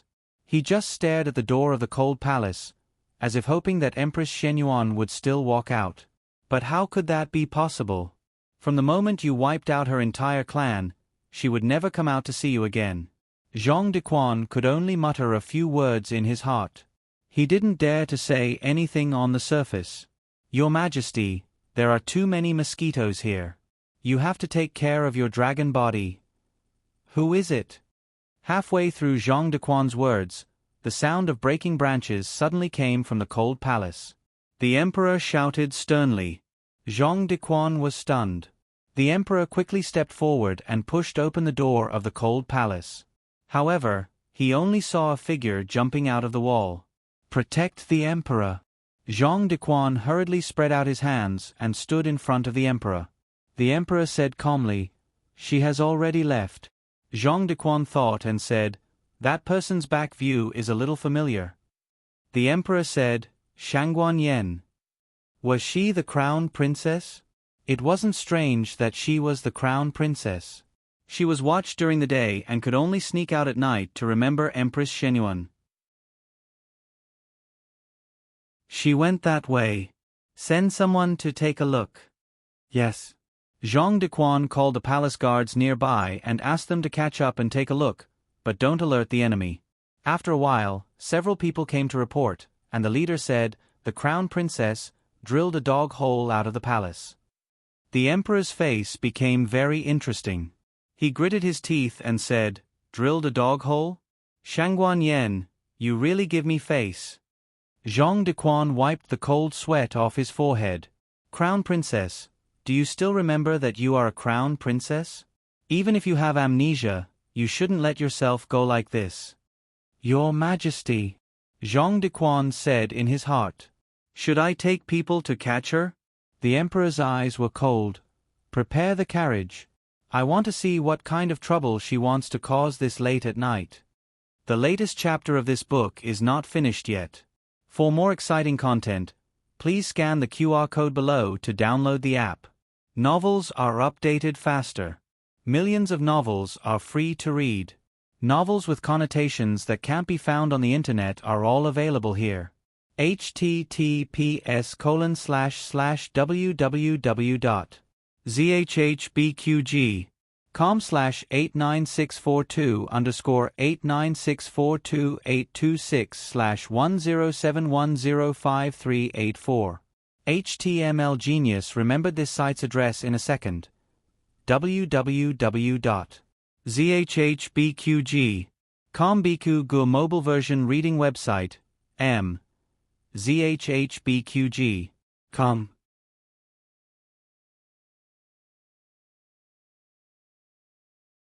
Chapter 712. Please scan the QR code below to download the app for more exciting content. More novels are updated faster. Millions of novels are free to read. There are all kinds of novels that can't be found on the internet.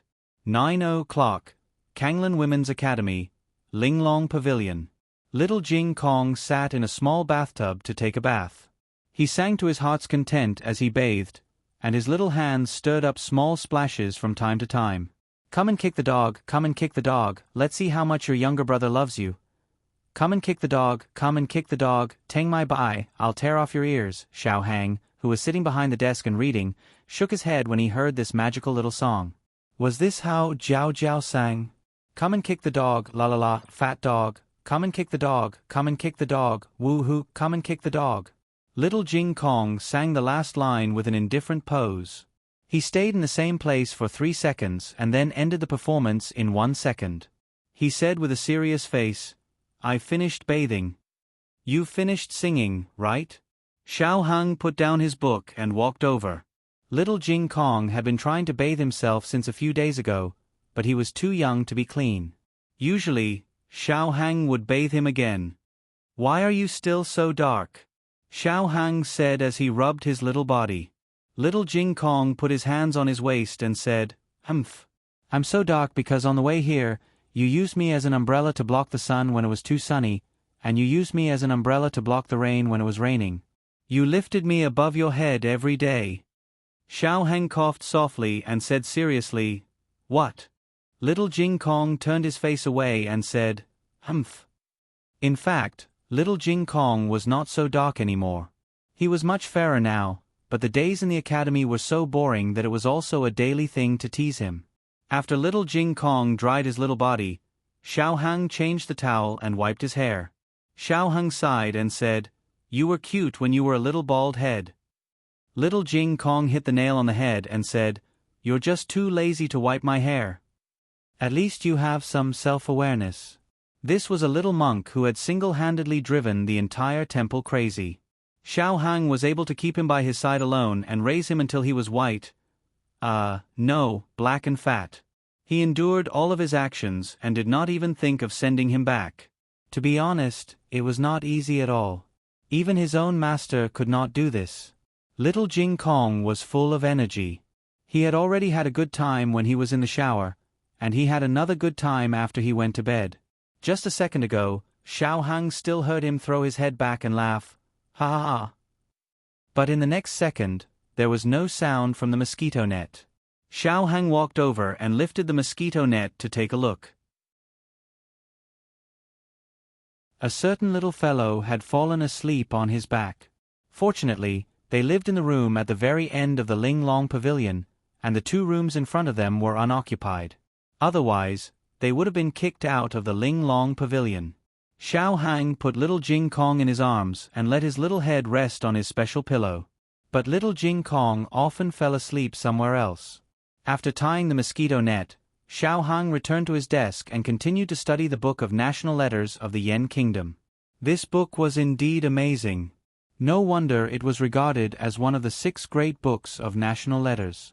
He could imagine what kind of development it would bring to the Zhao Kingdom if he thoroughly understood it and applied its theory to the Zhao Kingdom.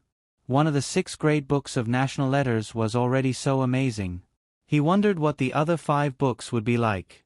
Xiao Hang was so engrossed in reading that he forgot to eat and sleep. He was completely unaware that a black shadow had quietly sneaked into the Lingbo Academy in the night. This assassination was carried out by Han Yi himself. Han Yi wore a black suit and covered his face, only revealing a pair of eagle-like eyes. He carried a cold sword on his back that would taste blood once it was unsheathed. It was a bit too much to deal with a weak scholar. After all, he was not the fake Xiao Lulang. But the other party's identity was worthy of this dignity. He would use his own sword to send him away. A group of patrolling guards passed by. Han Yi tiptoed and jumped onto the roof. He waited until the guards were far away before flying down. He walked through the night and came to the Ling Long Pavilion. He had already sent people to keep an eye on the new beauty of the academy. But he did not expect that he was a man dressed as a woman and had such an amazing identity. It seemed that Commandery Prince Ming was really blind. He could fall in love with anyone, but he fell in love with an impossible person. Han Yi jumped onto the wall of the Ling Long Pavilion. 2 old women guarding the door were drinking wine together. The fruit wine given by the students was not the intoxicating kind. Han Yi walked over the wall and came to a big tree. This tree had an excellent view. It happened to be able to see Xiao Heng's room. Xiao Heng's room was lit. His figure was illuminated by the candlelight on the paper window. There's only him and a little guy. Judging from the little guy's breathing, he's asleep. He's alone. Han Yi slowly raised his hand and grasped the hilt of the sword on his back. Coo! A large bird flew over and landed on the same branch where he was perched. Han Yi took a closer look. It was a gerfalcon. What a beautiful gerfalcon! The gerfalcon seemed to be intelligent. It swaggered to his feet. Han Yi was speechless. Why did it suddenly look like a chicken? The chicken. No, the gerfalcon stopped at his feet and rubbed its head against his trousers. Han Yi was slightly surprised. Was this gerfalcon so close to people? Han Yi had captured a few gerfalcons and planned to tame them as his pets. But they were ferocious and harder to tame than the Black Wind Cavalry. In the end he had failed. but this gerfalcon in front of him might be able to do it. Han Yi reached out his hand slightly, but he was very cautious and did not touch its head immediately. The gerfalcon tilted its head and looked at him innocently. It was not aggressive at all. Han Ye's courage finally grew. He stroked its head. The gerfalcon obediently let him touch it. He smiled contentedly. It seemed that he and this gerfalcon were destined to be together. Well, you're mine from now on. Han Yi patted the bird to its heart's content. At that moment, something strange happened. The obedient gerfalcon suddenly opened its beak and pecked at his wrist. If Han Yi had not pulled back his hand fast enough, it would have bitten off his tendons. But even so, it still succeeded. It tore off a piece of flesh from his wrist. Han Yi was stunned. What was going on? Even a bird was so cunning nowadays? Han Yi had never expected that he, the #1 expert of his generation in Shang City, would be injured by a bird. Who would believe him? Han Yi hit it with his palm.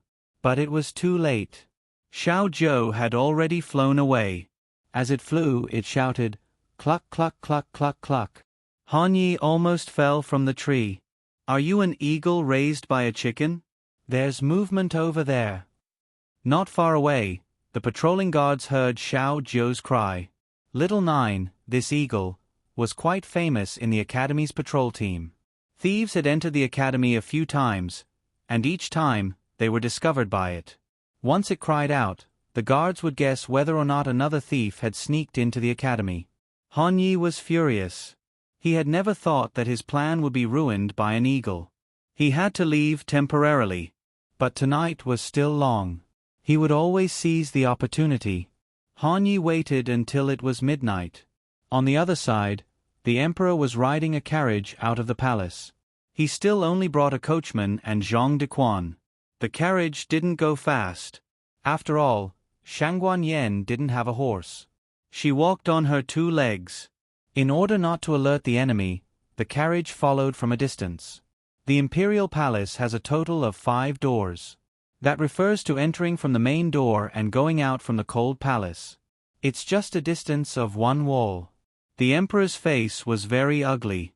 Zhang Dequan didn't dare to breathe. He previously thought that the deposed crown princess was in the cold palace to remember Empress Shenyuan, but it turned out that she was just trying to get out of the palace through the dog hole. Shangguan Yen was wearing civilian clothes brought from the imperial mausoleum. She had been imprisoned in the imperial mausoleum for many years. Her food and clothing were no different from those of the commoners. Judging from her clothes, she was just an ordinary civilian woman. She didn't even have a decent pearl hairpin on her head. Her shoes were also broken. Zhang Dequan could see the holes in her heels. Zhang Dequan looked sad. It was easy to go from frugality to extravagance, but difficult to go from extravagance to frugality. The crown princess fell from the clouds one day. The pain and torture she suffered was not something that ordinary people could imagine. Zhang Dequan secretly glanced at the emperor. It was said that the imperial family was the most ruthless. He was not sure if the emperor had the so-called father-daughter relationship in his heart. He just watched the emperor's face become more and more ugly, and his eyes become colder and colder. When there was no curfew in the inner city, the scene at night was very prosperous. Several street shops would stay open all night. Shangguan Yen came to a noisy street. It seems that she went to the carriage shop. Zhang Dequan said, "Keep up," the emperor said in a deep voice. The coachman drove the carriage and stopped it directly opposite to the carriage shop. This carriage was unremarkable, and no one would be able to tell that the monarch of a country was sitting inside. Shangguan Yen went in for a while and came out with a horse in her hand. The emperor frowned. She knows how to buy a horse? Where did she get the money?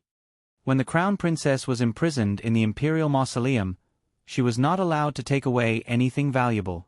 Even the pearls on her shoes were taken away. Zhang Dequan went to the shop and asked. When he came back, his expression was indescribable. "What's wrong?" the emperor asked in a deep voice. Zhang Dequan tremblingly handed over a gem that he had redeemed to the emperor. The emperor felt that the gem was very familiar. "This is Zhang Dequan embarrassedly said.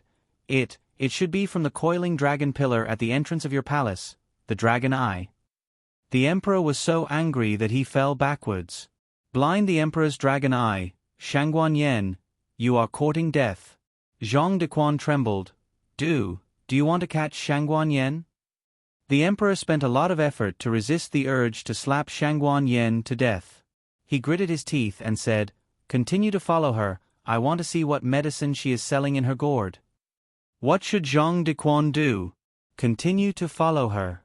Zhang Dequan silently held the quick-acting heart-relieving pill in his hand.